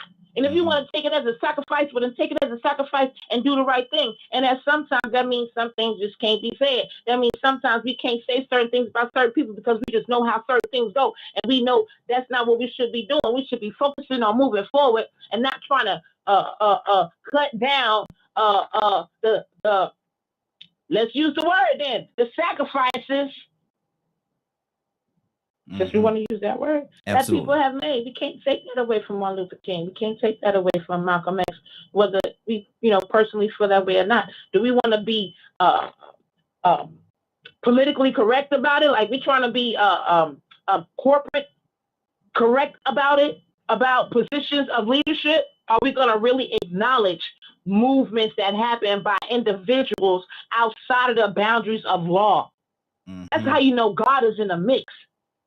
Good deal. Because when you move outside of the boundaries of law on what's regular and you still can rise to the top and be noticed worldwide, it's something higher than what's just going on to the surface. And I think we have to give homage to all good, bad, and indifferent if we're going to move forward and try to really acknowledge all the things that it takes for change. Exactly. Let me go to Willa. Willa, good morning. How you doing this morning? Good morning, Raheem. I am doing fine. Good morning, Morning Glow. Yes, good morning. Yes, ma'am. You've been listening for a minute. I want you to get the gist of the conversation that we're talking about. For a while, Raheem. Yeah. And I want to hear your heart. What's on your heart, sis? Cassandra, coming to you next. And if I get to my 2 more minutes, that girl hits it right on the nail. You asked about leadership and what we used to have. And do we have that same kind of leadership today? And I'm going to say no. I'm going to say no, that we don't. Those people sacrificed their lives to put us in places for the next generation. They just tried to, put it again, they tried to line us up for the next generation. Yes. And now it seems like to me, that this next generation is taking us back where they tried to put us into a different position. And Toya said it right. Let's look at it on a small scale. Look at yourself. When you start talking about other folks, look at yourself. And look at how much accomplishment have you brought to your nephew, your niece, your children? Examine yourself before you talk about anybody else's accolades. I never saw your name put in as a Nobel Peace Prize or did anything else where if they needed to talk to us about our culture, they called you. Examine yourself as an individual, as a man. We talk about it every day. How many young men can say, you know what? I like that person because they did this for me. I didn't have a man in my life. And because of that person, he took me on and he mentored me. All I got to say is examination time. Examination time, Raheem. Come on. And that's what's on my heart. There you go. Good deal. Good deal. Cassandra, good morning. How you doing? How you doing? And how you doing this morning? Good morning. What's on your heart, sister? You've been listening in for a minute as well. I wanted to again give you the gist as to what we was talking about. But now that you know, what's on your heart? Well, the motto that I have for the ministry God gave me is great leaders are great servants. And a lot of times when a leader just wants to be a figurehead and, you know, telling people what to do, that to me is not a great leader. We just stand around and tell people what to do. That's not a leader. Serves the people. His or her main concern is making sure that the people are okay, that things are being done right. You know, they do it when they have to do it alone. Come on. Noah was a great leader because he did what he did, even though everybody else in the towns or whatever was like, boy, you crazy. What you building that ship for, whatever, you know. But he still did what he had to do, and he had to do it alone. And Joseph was a great leader because he endured in spite of all the circumstances that was happening to him. Think about the stuff that Joseph went through from being betrayed by his own brothers. And he kept on going, being thrown in jail because a woman lied on him. He kept going. So a great leader endures in spite of circumstances. Moses stuck up for his people. Yes. He didn't care, you know, and it cost him something, but he was like, you know what? No, I ain't going to watch you hurt my folk, and I'm just going to sit back and do nothing in my community. No, I'm going to stand up. And Joshua ruled by example rather than command. We have to be that example to people that we say makes a great leader. You know what I'm saying? Yes, absolutely. Show them how it needs to be done if they don't know. Show our young people. So it's you know, my thing is great leaders are great servants. That's who Jesus was. He served the entire time. He sacrificed, the ultimate sacrifice. That made him a great leader. Be that blueprint. Absolutely. Good deal. Absolutely. Absolutely. Good deal. Good deal. Toussaint. Good morning, sir. How you doing this morning? Doing okay. Doing all right. How did we get to this conversation? Amen. Hey. Amen. Leadership. Let's see. Talk to What me. are we talking about? Leadership and what makes a great leader, and do great leaders have to take great sacrifices? Do they make great sacrifices in order to be that great leader that they've been called to be? What do you say to that?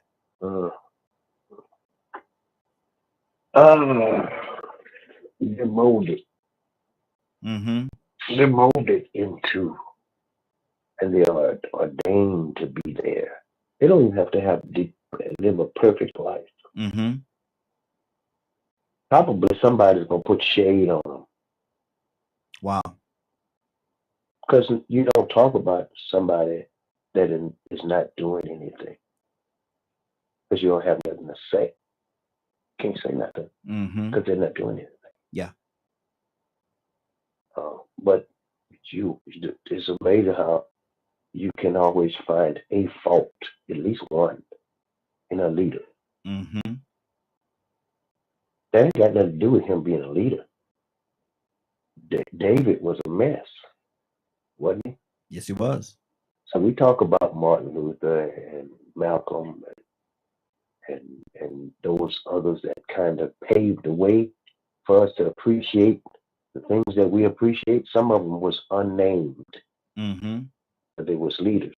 Yeah. They just stood there in spite of, because of, in spite of, because of.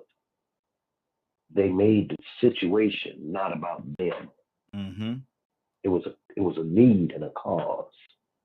There's a reason why they stood. Esther was a woman that she was just a little orphan girl that had to make a decision at some point to either hide behind the scenes, feel comfortable because she had rose above, or make a stand. And she made a stand. That's all we got to do. That's all you got to do, because whether you're a good leader or a bad leader, somebody's following you. You know, people follow people that are going to the ditch. The blind lead the blind, right? How in the world the blind gonna lead the blind? But they both blind. Where they going? Yeah. Now I'm gonna say this. You know, this is not sarcastic. I used to be sarcastic, but stupid people lead. People that talk too much, they brilliant, but they talk too much. Anyway, good. I'm just saying. I'm just saying. Yes, sir. Yes, sir. Mary, good morning. Good morning, young lady. We're talking about leaderships and what makes a great leader. And do great leaders have to, Mary, make great sacrifices? Good morning to you. Good morning. I think everybody has to make sacrifices, whether you're a leader or not. But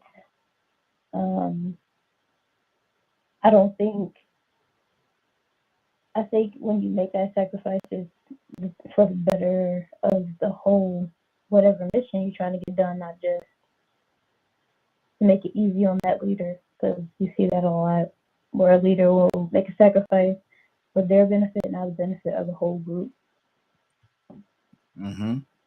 Good deal. Rico, talk to me, brother. Yeah, man, Donald went there, man. I was glad he went there. Man, so many different places I wanted to hit on. You know, like we started earlier off about sacrifices and parents. And, you know, I have to think about the fact that, you know, individuals, you know, just look at it this way. Two individuals get together and they may have to sacrifice some things that they did before they got together to try to make the relationship or the love work, even maybe a friendship, maybe a call, maybe a teamwork on the job. You have to sacrifice your own personal interests to make this thing work. These two people get together and they like to screw all day long, just knock the pictures off the wall all day long, but they have children now. Guess what they got to sacrifice? Because they can't do it all day long no more. So people always find themselves making a sacrifice. That don't make you a leader. But at the same time, you do have to acknowledge that everybody does make some type of sacrifice in this existence, because we have desires, cravings. We have just things that we love that it ain't the right time and place for it. We might not be able to do it. So I want to give everybody credit for making a sacrifice, but that doesn't make everybody a leader. Now, I was glad Donald went there when he said that good and bad leaders, because I started thinking about Hitler, Trump, Leopold. I started thinking about a whole lot of bad leaders. And it's funny that most of those leaders have intentions of wanting to be a leader so they could do that stuff that they did. All those terrible things. But to me, the greatest leaders don't even know they're leaders. They don't even coordinate themselves. Other people coordinate them and appoint them next. Sometimes it's after they're dead. Wow. You know, I sort of agree. I ain't going to say I agree, but I understand where Ibrahim was coming from. You see, I think sort of what he's trying to let us know is that we have to be aware of the fact that the enemy will romanticize a story, especially when they want to make themselves look better. And when they romanticize that narrative, we'll forget about all the other leaders. We'll start believing that. So we talked about narrative the other day. So I get what he's saying. You know, there were so many other leaders. And I really don't think Martin Luther King had the intention of saying, I want to be the face of civil rights throughout history. Mm-hmm. I want to be great. He just did what he needed to do, and guess what? Other people came to him and asked him to do it because he was the best person for the job. He was just being him. Yeah. You know what? I was a union rep at 25, 26 years old, representing men that I used to look up to, you know, local legends. I'm looking up to these guys, and I get out there and work with them, and I see how cowardice they are and how this environment is so racist and divisive. You know, and I'm like, man, how y'all been putting up with this? I wouldn't be able to know or live with myself if my sons had to come back out here and work themselves in 15 or 20 years, and they told me the same stuff was going on because I didn't put my foot down, and I just accepted it. I just said, well, shut up, they're going to fire you like y'all telling me. So I started putting my foot down. I didn't believe in the union. I just refused to believe in the union. But see, I didn't even believe in gangs. I don't have gangs come at me. What gang you in, man? I don't need no gang. I'm a one-man army. I need me. I don't believe in that stuff. So that's the way I worked at that job. And before you know it, I started standing up for myself so much because people realize, you know what, man, they coming at you. Why don't they like you, Rico? Well, I was up in there looking like a dope boy. Long hair, I wore all my jewelry. I was defiant. I always have been. I didn't realize that was a sign of a leader, not being a follower, not going along with the status quo, not getting along to get along. I didn't realize that was a leader, but I still believe in standing my ground and standing for what was right. So I stood for myself. And then before you know it, I said, well, you know what? I got to go ahead and join the union. Maybe they'll represent me a little better. And I started seeing that the representative, he was bought out. He sold out. 30 seconds we go. They bribed him. So then I started filing my own grievances, going to my own meetings, trying to hold him accountable before I started just representing myself. And before you know it, I started hearing people, you a leader. You a leader. You a leader. I didn't see it. You know, you need to be a union rep. I didn't see it. I didn't know I was qualified. I didn't know I had it in me to represent everybody. I just know how to stand up for myself. But I motivated enough people that was watching me, seeing perform the way that I did, that they chose me and they coordinated me and said, you're going to lead us. You're going to represent us. We want you to fight our grievances as employees. Even though we twice your age and we knew you when you was about crawling. You could do a better job representing us than we can because we just won't stand up and do what needs to be done like you will. Exactly. And I was like, wow. Got to keep it moving. I didn't know I was a leader. Exactly. Good deal. And you are, brother. You certainly you are. But let me keep this thing going. Let me go back to Ibrahim. Ibrahim, what's on your heart, brother? All right. Good morning. Good morning, sir. How y'all doing? Yeah, you know, Rico keep knocking it out the box, and he's talking about exactly what I was saying. You know, leadership is a hard thing. I get some trials out and I feel miserable. You know what I mean? But still, that didn't give me the impetus to stop trying to speak what I know to be right and to get people, motivate people to do what's right. People do what they want to do. They want to believe in what they want to believe in. You know, but being a leader, all of us are leaders every time that we influence. Influence is leadership. You know, let's be plain. Influence is leadership. When you influence a bunch of people, and if you're black and influence a bunch of black people, or something that might be counterproductive to the establishment, you're gonna die. You're gonna die. You're gonna go to jail. You're gonna be strung out. They're gonna put all kind of things on you, cast aspersions upon yourself. That's the problem of being a leader. Not only your people, but the people around you, and because they're influenced by rhetoric from other people that will cast you down because they trying to get power or they paying lip service to the establishment. And that's what I've seen in my lifetime. Now, if you want to be a leader, truly a leader, and you think that you know what is, make yourself a leader. You can be the next Martin Luther King. You can be the next, whoever that you hold to be great. The Malcolm X, the leader of the Deacons for the Fence, the leaders for the Republic of New Africa, SNCC, these organizations that spilt blood out in the streets and nobody even knows their name or calls them out or their group. You know what I mean? These are the people I want to emulate and I want to be. You know what I mean? They're going to fight for ourselves, to raise us up to stand up for freedom. I don't ask for freedom. I demand our people to be independent, to work for their own freedom. And then people call me a segregationist, or I want to separate the races and everything.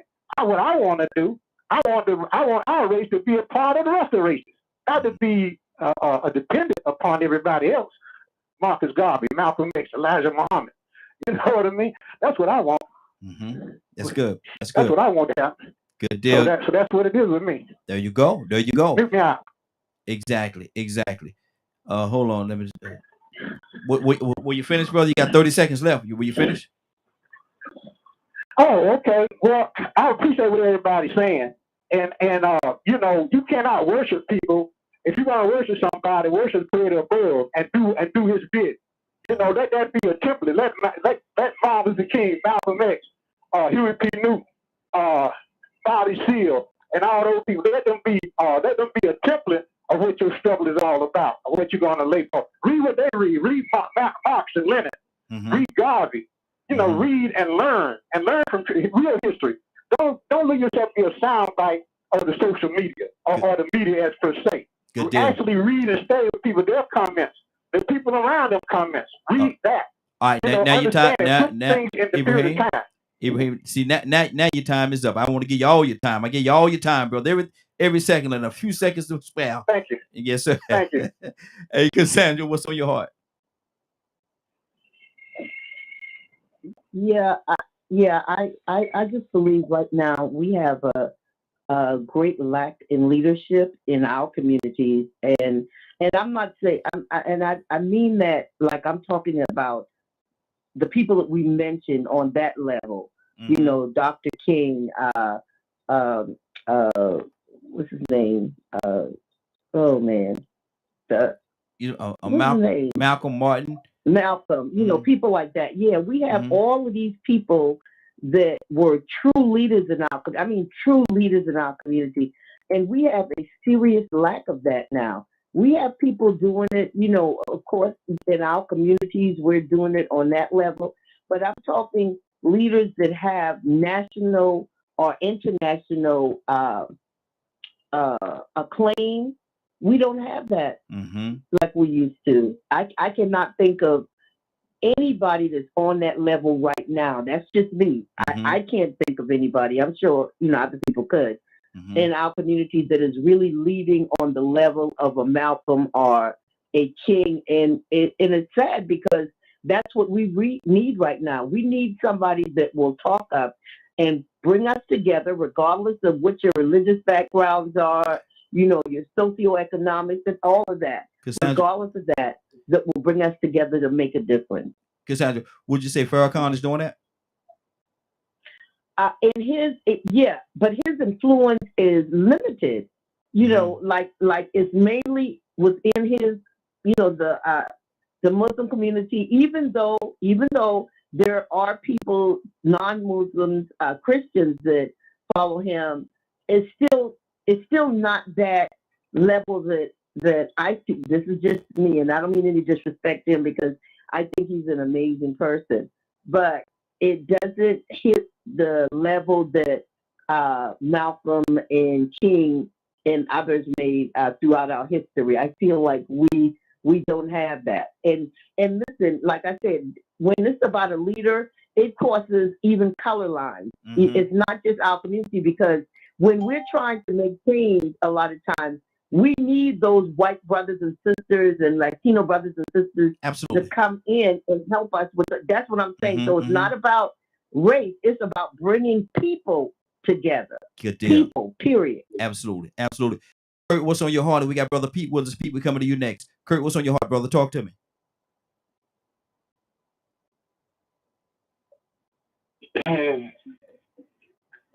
Do not. Come on, brother. Cassandra just said it best, man. You know, one of my biggest concerns is when we tell people to be the leader that they are.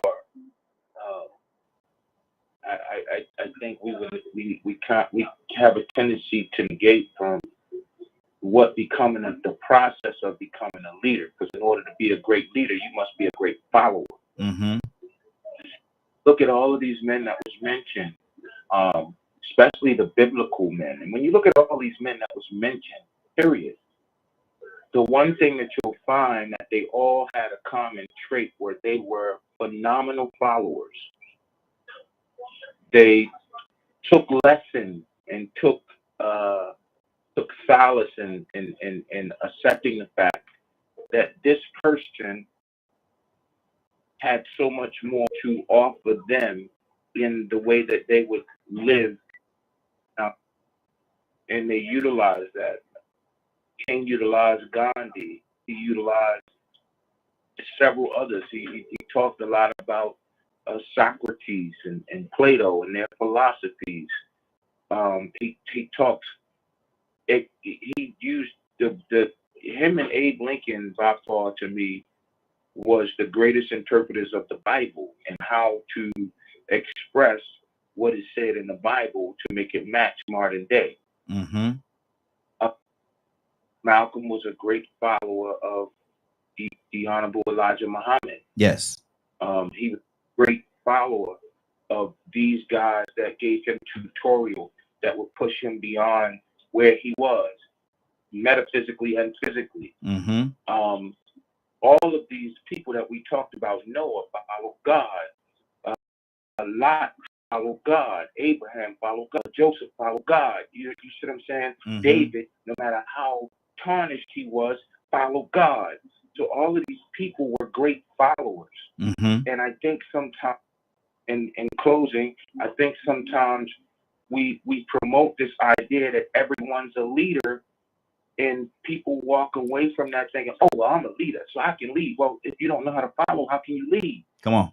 Or where you lead to? You know what I'm reminded of right here? I'll land right here. You remember the movie Any Given Sunday? Yes. Okay, you remember when Jamie Foxx came in the shower and launched setting over in the corner? That is by far one of the most powerful scenes and representations of leadership and explanation of what leadership is. When Lawrence Taylor looked at him and said, you led, but did anybody follow? Wow. You see what I'm saying? Because leader understands that although I have to lead, one, I have to be transactional and I have to be transformational. Two, I have to have a care and concern for all those around me. I just can't be concerned for my cabinet. I just can't be concerned for my right-hand man.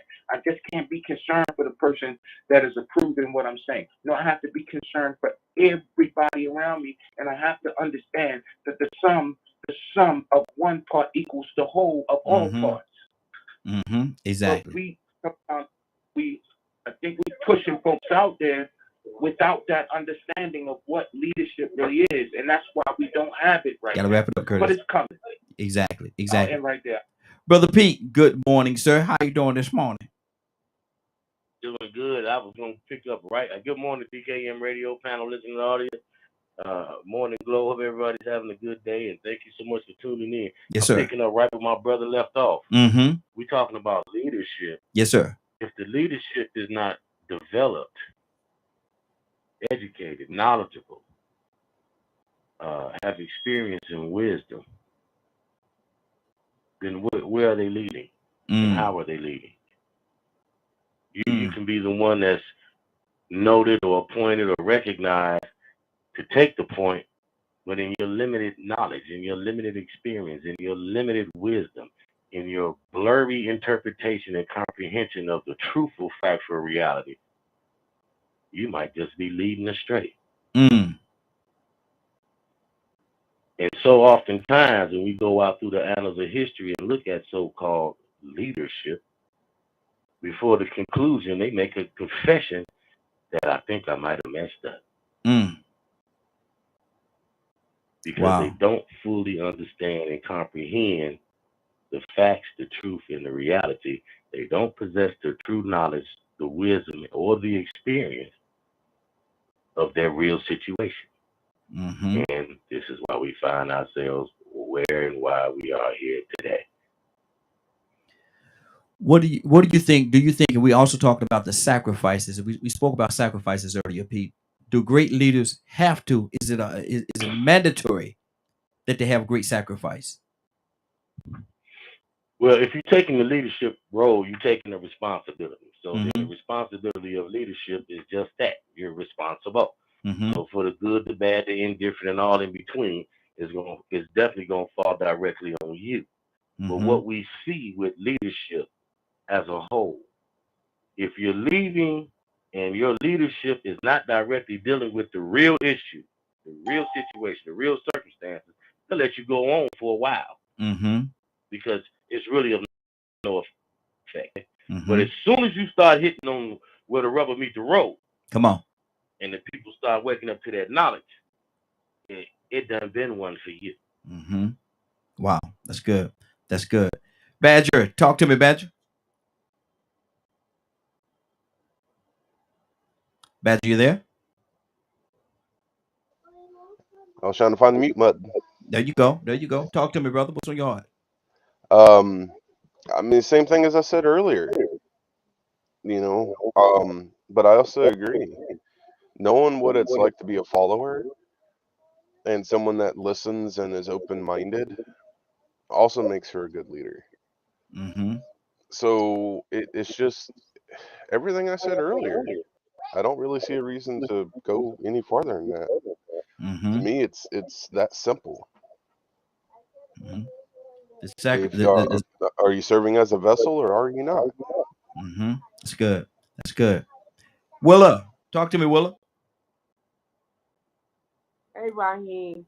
Yes, ma'am. I was thinking about the second part of the question when you was asking, were there any leaders that kind of showed up or outstood anybody today? And, you know, here in Chicago, every time that there's something that happens, or they got what you call activists.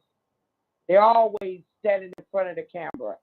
You know, they don't even have to be part of their culture, and they're there. And they act like that they're speaking for all of us. And that kind of, you know, I'm like, where is the priest? If you're going to do something, you're going to call yourself an activist. Don't just, after something happened, you're standing there. What are you doing prior to that? And I don't see any of them doing any of that in the city of Chicago. Wow. We have, I want to say at least 5 of them. 5, at least 5. And every time the news is there, they're right there. But you don't see anything that they're like getting together 100 young men, taking them somewhere or talking to them or, you know, or trying to engage in the crime that we have in certain neighborhoods around here. I don't see anybody doing any of that, trying to get that together. And that's what's on my heart right here. I wished that we had that kind of leadership. Absolutely. Today. Absolutely. I really do. That's what's on my heart. Good deal. Good deal. Toya with a T, let me ask you this question. Toya with a T, you with us? The mute button is right there, Toya. Right there. Right, that button right there. There you go. There you go. That button. Should we assume that because a person is a pastor, minister, or bishop of a church, that they are great leaders?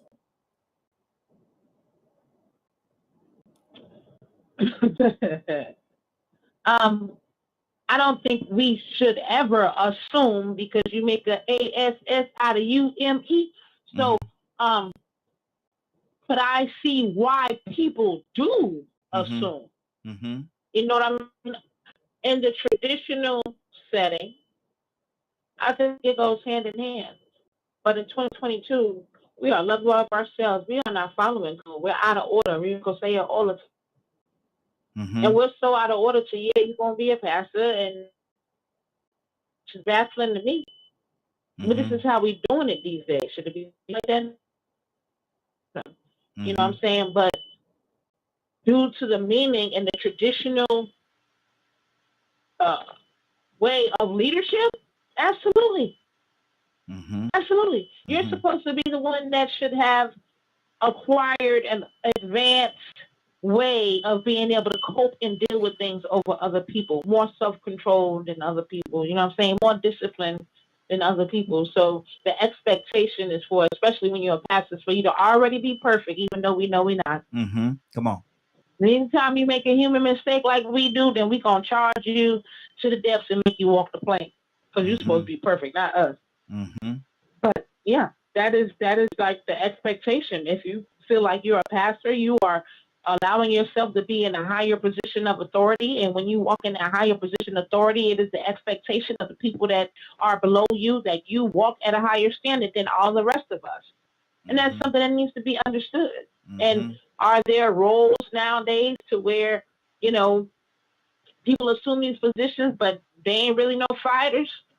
You know what I'm saying? They ain't really no people who feel like, I'm going to make sure that there's no homeless people around my way. You know what I'm saying? May even use the excuse, but they don't want the help, and that's why I don't help. You know, it's a lot that we do because we're out of order. Doesn't mean that it's the right thing. But yeah, if I feel if you're going to carry on the role, especially if you are going to carry on the role of a pastor, then yeah, expect good leader. That should be the goal, to make good and great choices and decisions, and you know, not be reckless. Absolutely. Good deal. Good deal. Toussaint, what's on your heart, brother?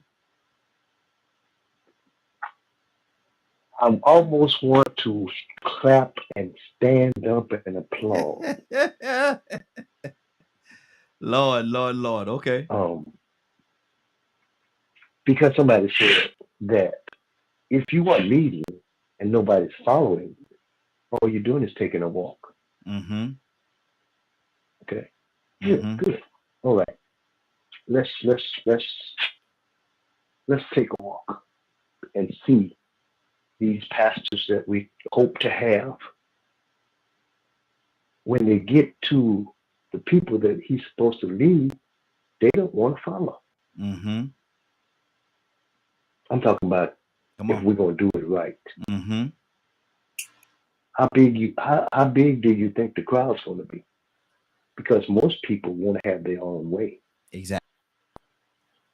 Let's go there. Okay. Let's talk about the pastors that we want. And I'm not. She's right. You're right, Tonya. You're right. You're correct. You're correct. Okay. But then when you have the intentions of doing right, the fight is there's so many people that want to do it wrong. They run in things. You go to a church and there are people that run the church. Wow. In the ground. They got people, and it's not even just the church. It's just trying to do the right thing. Most people want to have their own way. So here you go with the right intentions, and before you know it, because you want to do the right thing, you get the dog treatment. You might as well be a dog catcher. Wow. Because you'll be more effective catching dogs. Look at Moses. Okay. You know what they told Moses? Leave me. We told you to leave us alone. Look at when they get to the promised land. He sent out 12 spies. Yep. 10 of them come back and say, we look like grasshoppers to our own self. So it's not, you can have the greatest leader or pastor, if we want to throw shade on the pastor, whatever. And I'm not trying to defend it myself because, you know, I've tried to do the best I can. But, you know, if the pastor going to hell, you know, the members going to hell too. Wow. I'm just saying. One-way ticket. We want to dig them in the ditch. But then when he try to tell you something to make you better, you know what they say? We don't want him. We will not have him rule over us. So, Wow. Know, that's good to have a good leader. But if he's a good leader and he look back and ain't but 2 following and the rest of them raise the hell with him, what you want? What do you want? Exactly. Wow. Mary, he said something just now, Mary. He said that if the pastor's going to church or going to hell, I said church, Lord Jesus. If the pastor's going to hell, then the congregation is going to hell as well. So I'm asking a question and it's from a movie. Kirk made a reference to a movie. I'm gonna go back to a return. Remember the Titans, where the fella said, attitude. He was talking about attitudes, and he said attitude is a reflection of leadership. Is that true, Mary? Is attitude a reflection of the leadership? No, because you don't have to. You pick your own leader. Mm-hmm. You can have a boss at work and choose to have your own mentality. It's what you make every situation. So no. Mm-hmm. So have you ever experienced going to a church or a business meeting or whatever, and majority and you pay attention to most of the people that's in the church, they actually sometimes act just like the pastor or have a lot of characteristics that the pastor has? You never seen that? I've seen that, but I feel like that's a problem with them. Mm-hmm.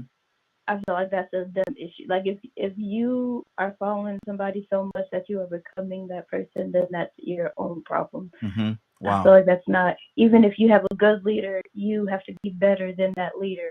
Mm-hmm. When you go on and do your own thing to lead your own group of people, they said your chief makes you what you're going to be for your sailors. You're either going to see what he did wrong and say, I'm not going to do this, mm-hmm. or you're going to see what he did right and see how you can make that better. Mm-hmm. You always want to improve a situation. You always want to leave somewhere better. Mm-hmm. So I don't think you should become your leader. You should always want to be better than them. Even if they're a good leader, you should want to be better than them. Like parents always want their children to be better than them, but they don't.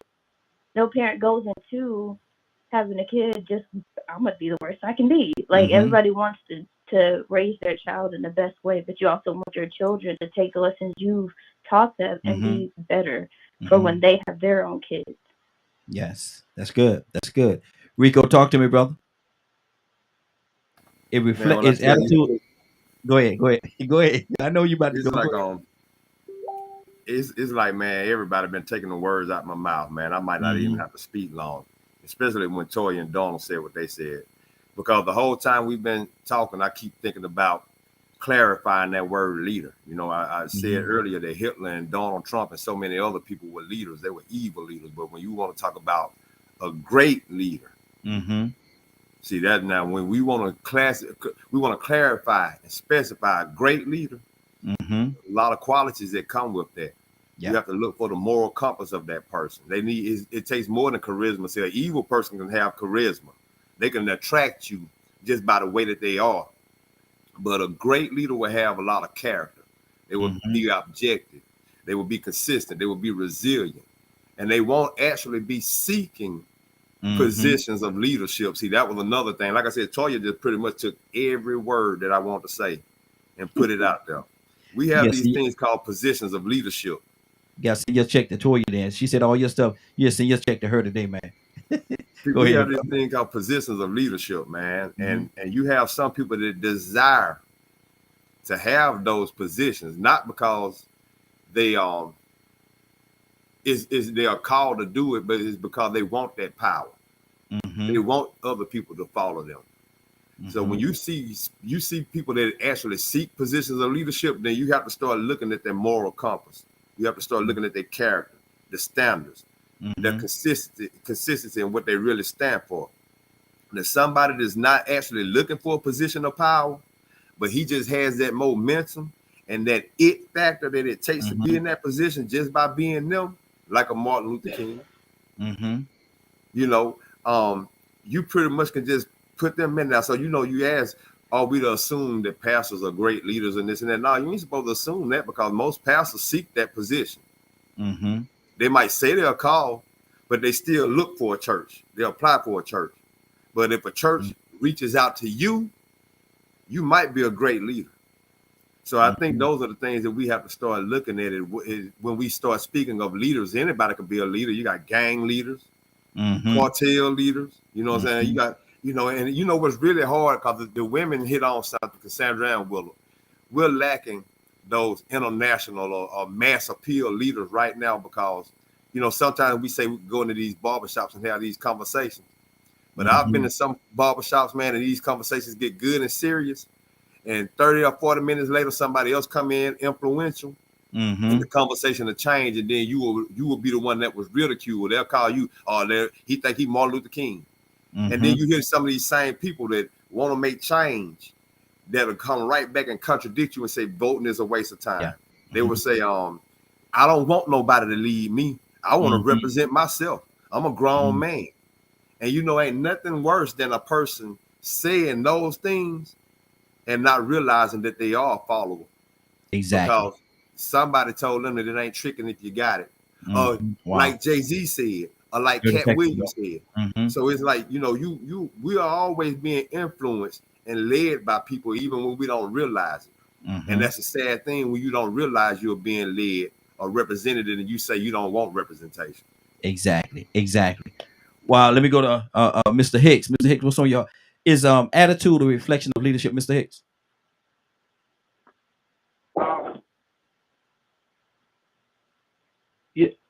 Yes, I guess it would have to be. Like I think you say the thing. You go to church and you see that the parishioners usually follow the leader of the person leading them. Mm-hmm. The influence of them.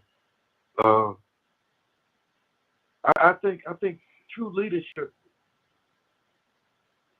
for me begins with finding the source inside of yourself, that contact. Mm-hmm. Talk about personal experience, that leadership, mm-hmm.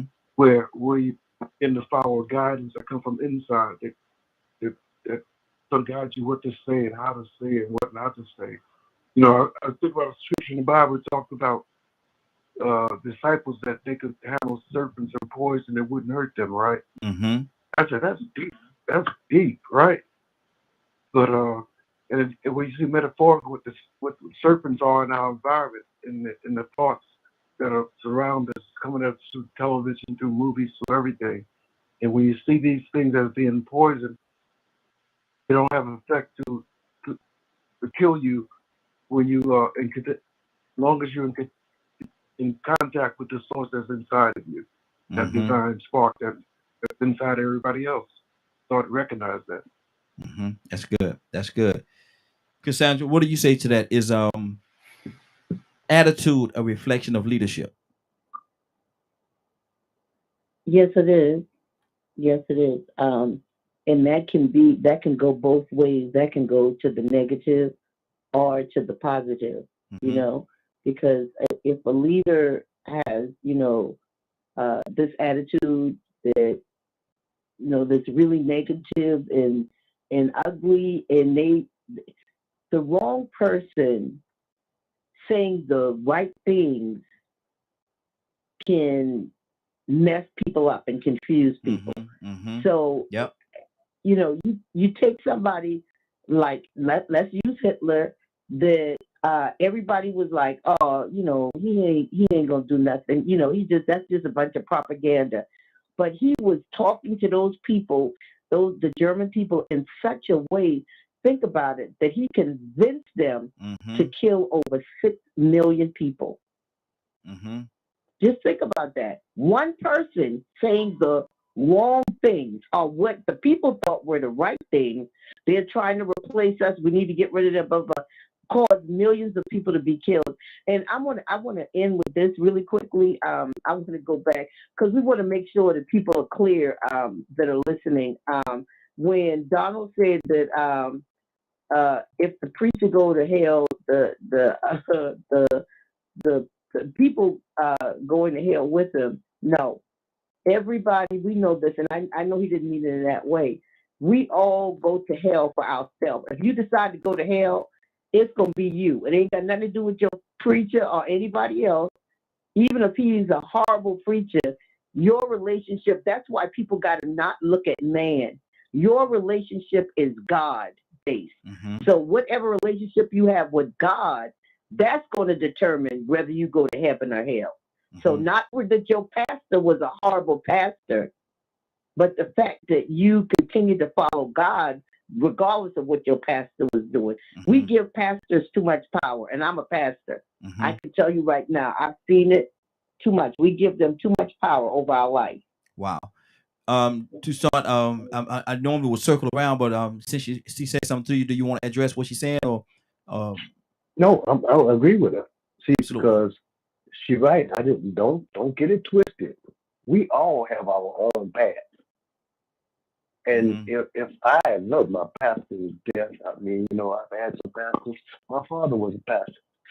But if I see him go to the left, that ain't the way to heaven. Mm-hmm. And I'm not following. Mm-hmm. Yeah, I can love him to death. Mm-hmm. But if he does something that is ungodly, I'd be doggone if I back him up. Because that ain't the way. Exactly. Exactly. We have to be clear that we follow the word and godliness, not some man. Because man don't have a heaven or hell to bring you to, or take you to, or give you, or put you in.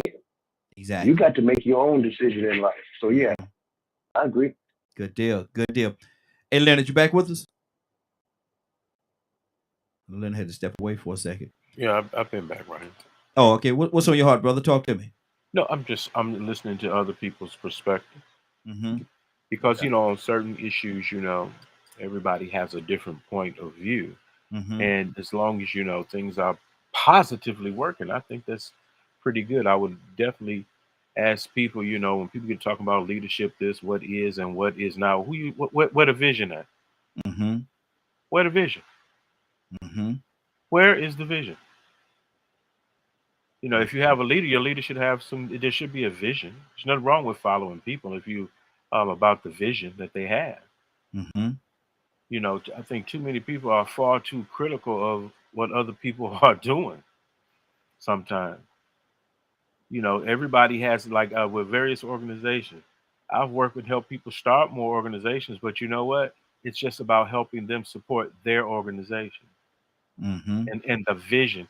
One thing I insist on people have is a vision. Where you going? Where you trying to go? Just to say you got a lot of people just want to talk. I got a leader. This is my leader. Well, where you going? Where are you going?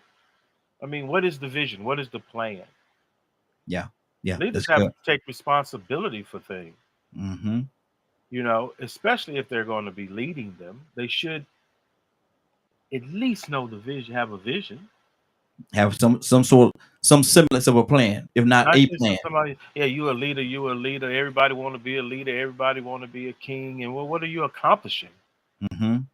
What are you accomplishing? Are you going anywhere? Are you moving at all? You just standing still. Wow. Good deal. We're gonna keep this thing going. I'm about to get a little messy here for a second. Y'all excuse me. But I'm about to get messy. Let me go to I'm gonna go to Willa, and then I'm gonna go to Brother Pete, because I want to hear both of their take on this. Willa. You gonna get messy with me first, Raheem? Yes, ma'am.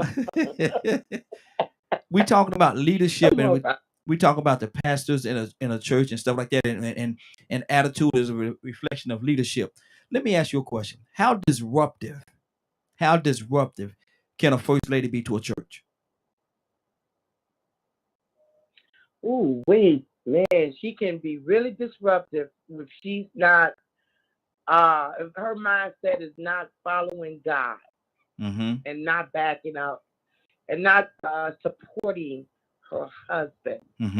She can be really, and especially if she don't understand what it entails.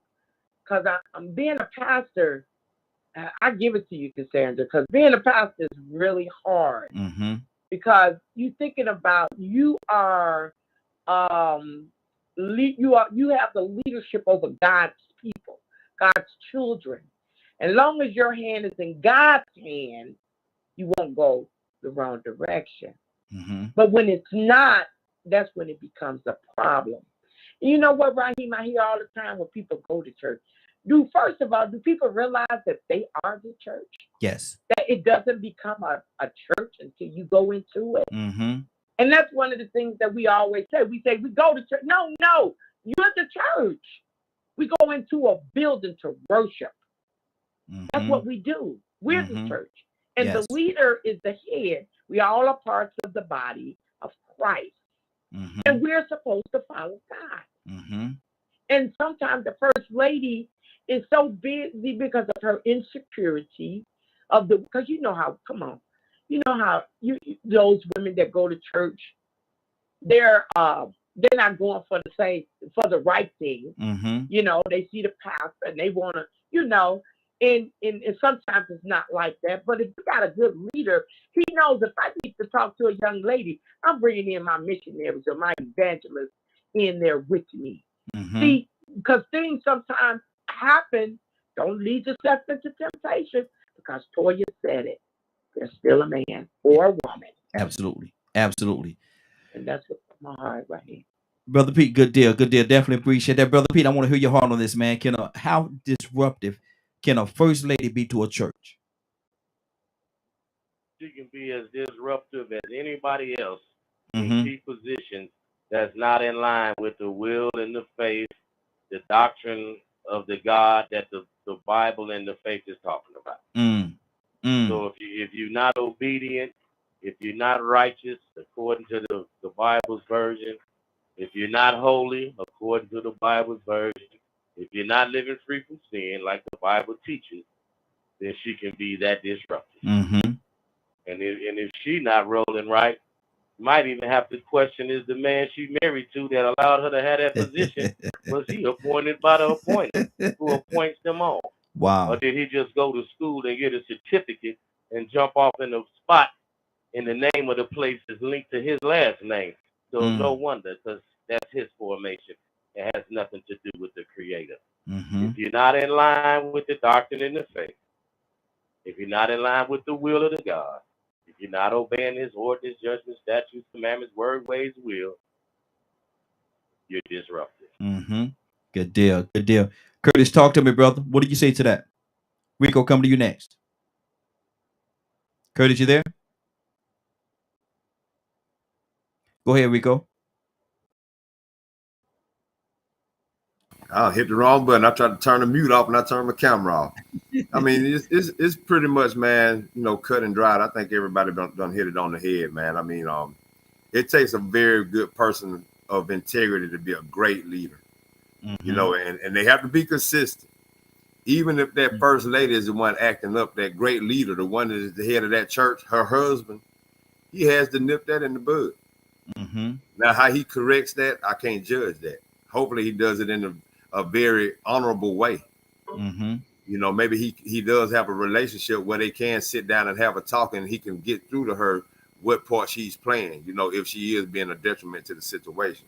But a great leader not only wants to communicate, but he is a great communicator. Yeah. He would take the time to want to communicate. You know, we have some people that are considered leaders that are complete warmongers, you know, people like Henry Kissinger. You know, and those are people that some of us don't even know that name. But they had a lot of power. They were in a position of leadership. That man was such a huge position of leadership that he's responsible from anywhere to 1 to 2 million people responsible for their deaths. Never held accountable. Still left in a position of leadership. Now he advises leaders. And when they decided to use their remote weapons on 9/11 to create that situation, his mode of retaliation was once again unleash nuclear warfare that would make what happened in Hiroshima look minuscule. He wanted to unrain death and terror and rage on a whole country of people that didn't have nothing to do with flying a plane or having weapons of mass destruction, innocent civilians. But he's a leader. And he has access to advising leaders, other leaders. And that's what he wanted to do. So, I mean, you know, really and truly, when you start talking about a great leader, to me, a great leader really wants to preserve life. They don't want to just dictate and destroy or have the power to just implement their will. But they want to make things better for everybody, and they want to be fair. They don't want to take and destroy life. Absolutely. Toya with a T. Toya with a T. Yes, sir. Are you a great leader? I'm here. Are you a great leader? I try to be. There you go. There you go. I ain't gonna say I'm great. Yes, I got some work to do. Now, I will tell you, I was repping on the other side, hard body. I ain't gonna tell no lie. Once upon a time, hard body And you get all these years. And I was so possessed, it's unbelievable. You know what I'm saying? But I'll be real with myself first before I ever step my foot out there and try to be real with others. And I still got some work to do because I'm still will trump somebody. I'm still from the hood. You understand what I'm saying? And until I get that calm down, I can't get out there just yet because I'm around of a bunch of hood people. I got a couple of things I got to conquer before I become that word great. But I'm working on being the best leader as possible. Good deal. Good deal. Mr. Hicks, are you a great leader? Wow. Ooh, great leader. I try to get better every day. You know, when I take a leadership to my kids and the grandkids, and it's always like I could be better. I could do more. I could, you know, I'm striving to be a great leader. Absolutely. That's good. That's good. Let me go to Ibrahim. Yes, sir. Are you a great leader, sir? No, I am not. I lead by example. I'm not good at trying to cuddle people. But I do lead people to specific missions and specific stories. I don't deal, and I have a low tolerance level. That's what makes me not a great leader. I have a very low tolerance level for bull. And unfortunately, that's been my downfall. However, I have sparked a number of things. You've seen some of the marches with firearms, and if you look closely, you see me in the early parts of the ramparts of that. You see some people right now that respect me as their leader, or their motivator, or their consultant. You know, but these people turned against me for the same reason, because now that they're leaders, they want to hold on to their leadership. They want to hold on to power. You know what I mean? Imaginary power.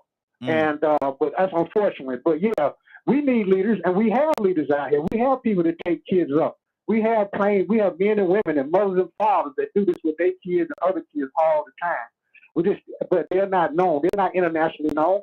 I could care less of a person internationally known, but I judge a person by his actions, what he does, what he's accomplished. I mean, accomplished in his local environment. I care less about his international fame or glory or his letters, the letters they had behind his name, Carter G. Woodson. You know, so these are the people that we should look towards our leader. If you are a leader, if you do have people that look towards you for your comments, your guidance, right? Then you are a leader, whether you like it or not. Good then deal. Step up to the challenge and choose wisely of who you follow as your leader or as a guidance that you choose. Good deal. Good deal. I'll leave it like that. Kurt, are you there? Kurt, you there? Okay, let me keep it going. Mary, are you a great leader? I like to say that I am. I feel like I can't answer if I'm a great leader because I'm not under myself. But I've been told I'm a good leader, so okay, I'm gonna have to go with yes. So you're not gonna toot your own horn and let somebody else toot it for you? Toot, toot. That what I'm hearing? I mean, I can't. No, it's not that. I just feel like I can't say I'm a good leader if I don't know what it feels like to be led by myself. Okay. Cool beans. Cassandra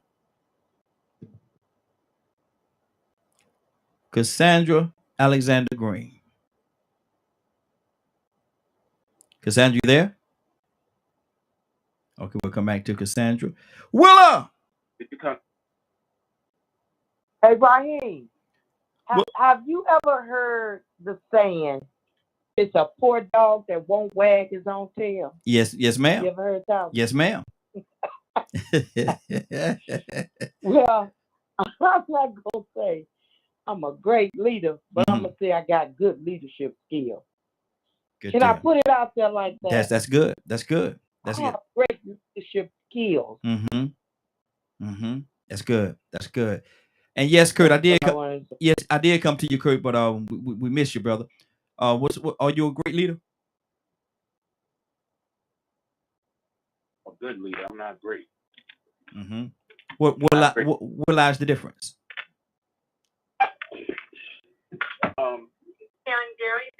A great leader completely understands the importance of mentorship. You understand? some mentorship that I need. You know, the last time, I mean, if you remember, me and you was having a conversation with one of the brothers, and I came straight out and asked, "Hey, man, would you do me the honor of being my mentor?" Yes. You see what I'm saying? Yes. I'm not goodly, but there are still some things and some avenues that I fall short, that I know with the right mentor, it would help make me a great leader, because then I gain a greater understanding, you know, of how to deal with situations and circumstances, how to be ahead of certain curves before you actually get in the curve. Now you got a whole accident going on. So to be great, I got this saying, right? Great men do what greater men admire, right? There's still some avenues I need to cover so that greater men can admire what I'm doing. Good deal. Good deal.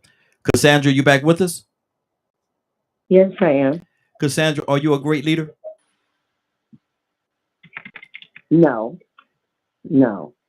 I'm a good leader, and because I put everything that I have into it. Someone else will determine whether I'm a great leader. I feel like I'm a good leader because I really keep the people in mind at all times when I'm making moves on behalf of my community. But a great leader, other people define whether you're a great leader or not. Think about that. It's us that said the king was a great leader, or whoever. That's where we say about them because we watch their work. So for me, I'm a good leader because I try to always obey God, follow what he tells me to do, and have the people's best interest at heart. That's all I can do on my part. Good deal. You determine whether I'm a good leader. Toussaint, are you a great leader?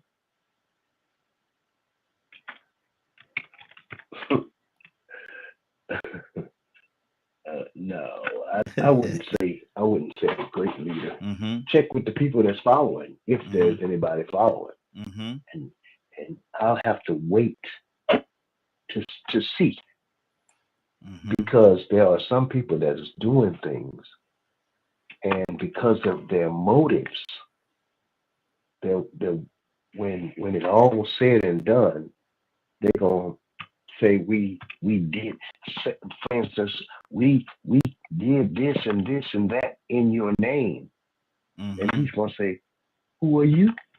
And who are you? I'm gonna have to wait till my works be tried in the fire to find out whether it's great leadership or not. Wow, that's good. For right now, because there are some people that if you ask them, they'll run my name in the mud. And then there are some that might speak well. I can't adjust myself to neither one of those things. I just do what I do. And hopefully the Lord will be pleased. The rest of it, I don't really know. I'm just trying to do the best I can. Yeah, exactly. That's good. That's good. Rico, are you a great leader? Once again, Donna got me again, man. I'm just a man that's trying to do good whenever the opportunity arises for me to do it. If I can have an impact or influence on somebody. But I can say this, when I just sit back and look at things, I'm in high demand. I know great people.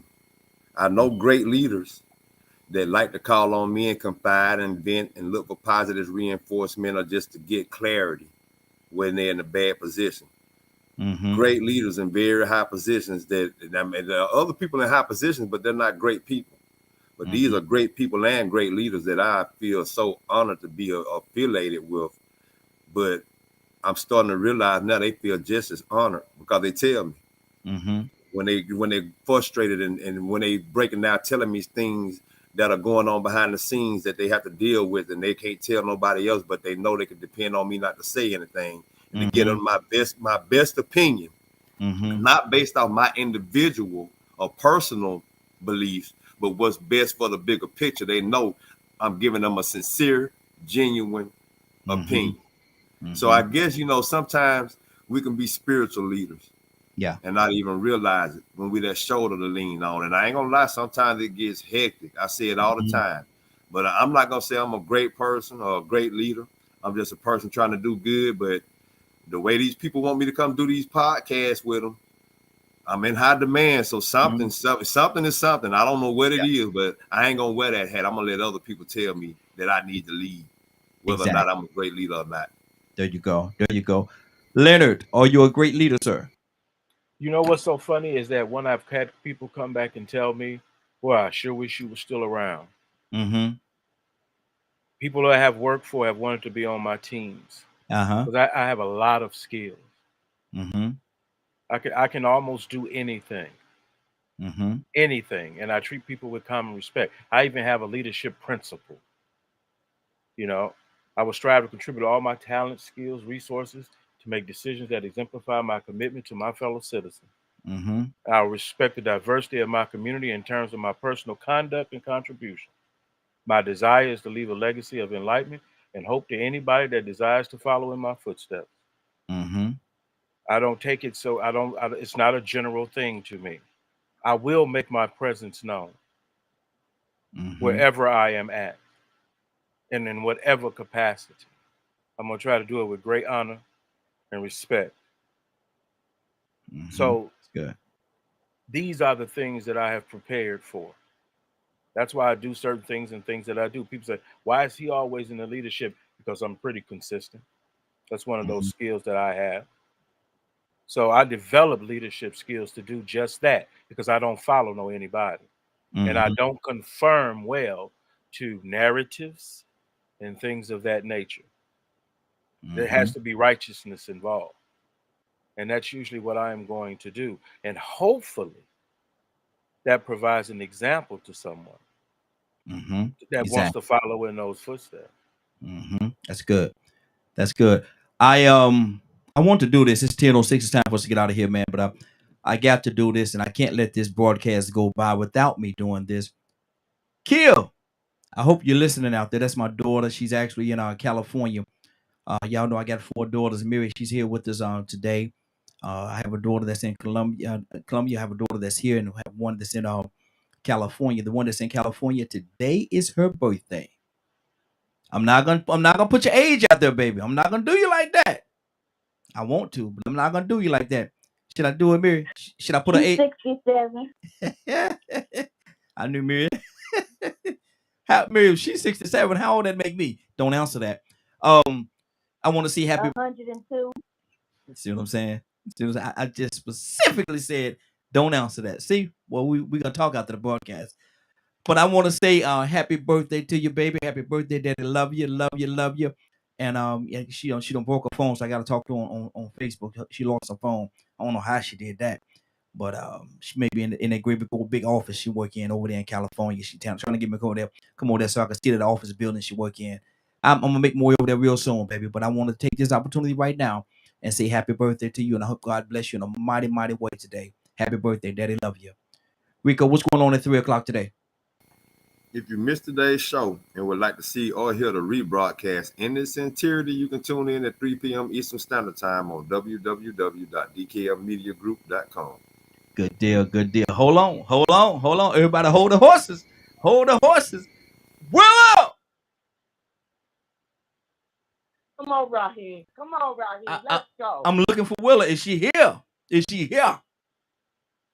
I'm here, Raheem. I'm here. All right. Let's go, Raheem. Well, if you ready, Willa, Willa, let's go. Let's go, Raheem. Let's go to the throne of grace this morning. Let's go with boldness. Let's go with confidence. And let's go with expectations. We want to thank you first, Lord, for allowing us to get up this morning. Get up this morning to see another day. Father, I thank you so much for allowing me to commune one to another. Father, I thank you so much for when you prayed that we be on one accord. Father, I believe that you was in the midst. You said it in your word where there are 2 or more gathered in your name, that you will be in the midst. And I thank you, Lord. I thank you, Lord, for doing that for us, oh Lord. I'm asking you to touch each and every last one that's on this line, Lord. I'm asking you to answer their prayers, Lord. I'm asking you to soften their hearts and open up their minds to the truth. Keep giving them direction and guidance and understanding. Lord, we thank you so much for what you do in our lives. If we had 10,000 tongues, we couldn't thank you enough. Thank you for allowing the Holy Spirit to be encamped around us, Lord. We thank you for your word, and we stand on your words and your words alone. We trust no man, but we trust you, Lord. Father, we give you the honor, the glory, and the praise this morning. In Christ Jesus' name. Amen, amen, and amen. Thank you, Lord. Go ahead, Rico. Go ahead, brother. Go ahead. Go ahead. I see you. Ain't no words, man. That passion just oozed through this telecast, man. This platform, man. It's like electric, man. I love it, man. I love it. Thank you, Will. Thank you. Absolutely. Absolutely. Anybody got anything before we get out of here? Okay. Good deal. Good deal. With that being said, I want to thank you all for giving us the opportunity to spend this time with you on this morning. It is now 10:10. It's 10:10, so y'all owe me a couple of minutes. It's 10:10. I want to thank everybody for joining us. And more than that, I want to thank you for allowing DK Media Group and Associates and the Morning Glow for being a part of your morning. It is 10:11. You're about to exit the Morning Glow, but before you go, I want you to do me two favors, if you will. One, I want you to continue to pray for us because we're certainly praying for each and every one of you. Number two, why this is real simple. I want you to go out there, find somebody, and give them a hug because you never know. It could be the only hug that they get, or it could very well be their last. Love you, and ain't nothing you can do about it. Have a great day and a better tomorrow. And then we shine some of this light on you from the Morning Glow. Take it out there into this wicked and cruel world that we live in and let your light so shine. If you get an opportunity, give somebody some love. You just might find some love in return. Won't that be a beautiful thing? Have a great day. And please, please, please be blessed. See you tomorrow morning if God say the same. Take care of each other. Love you. Have a great evening.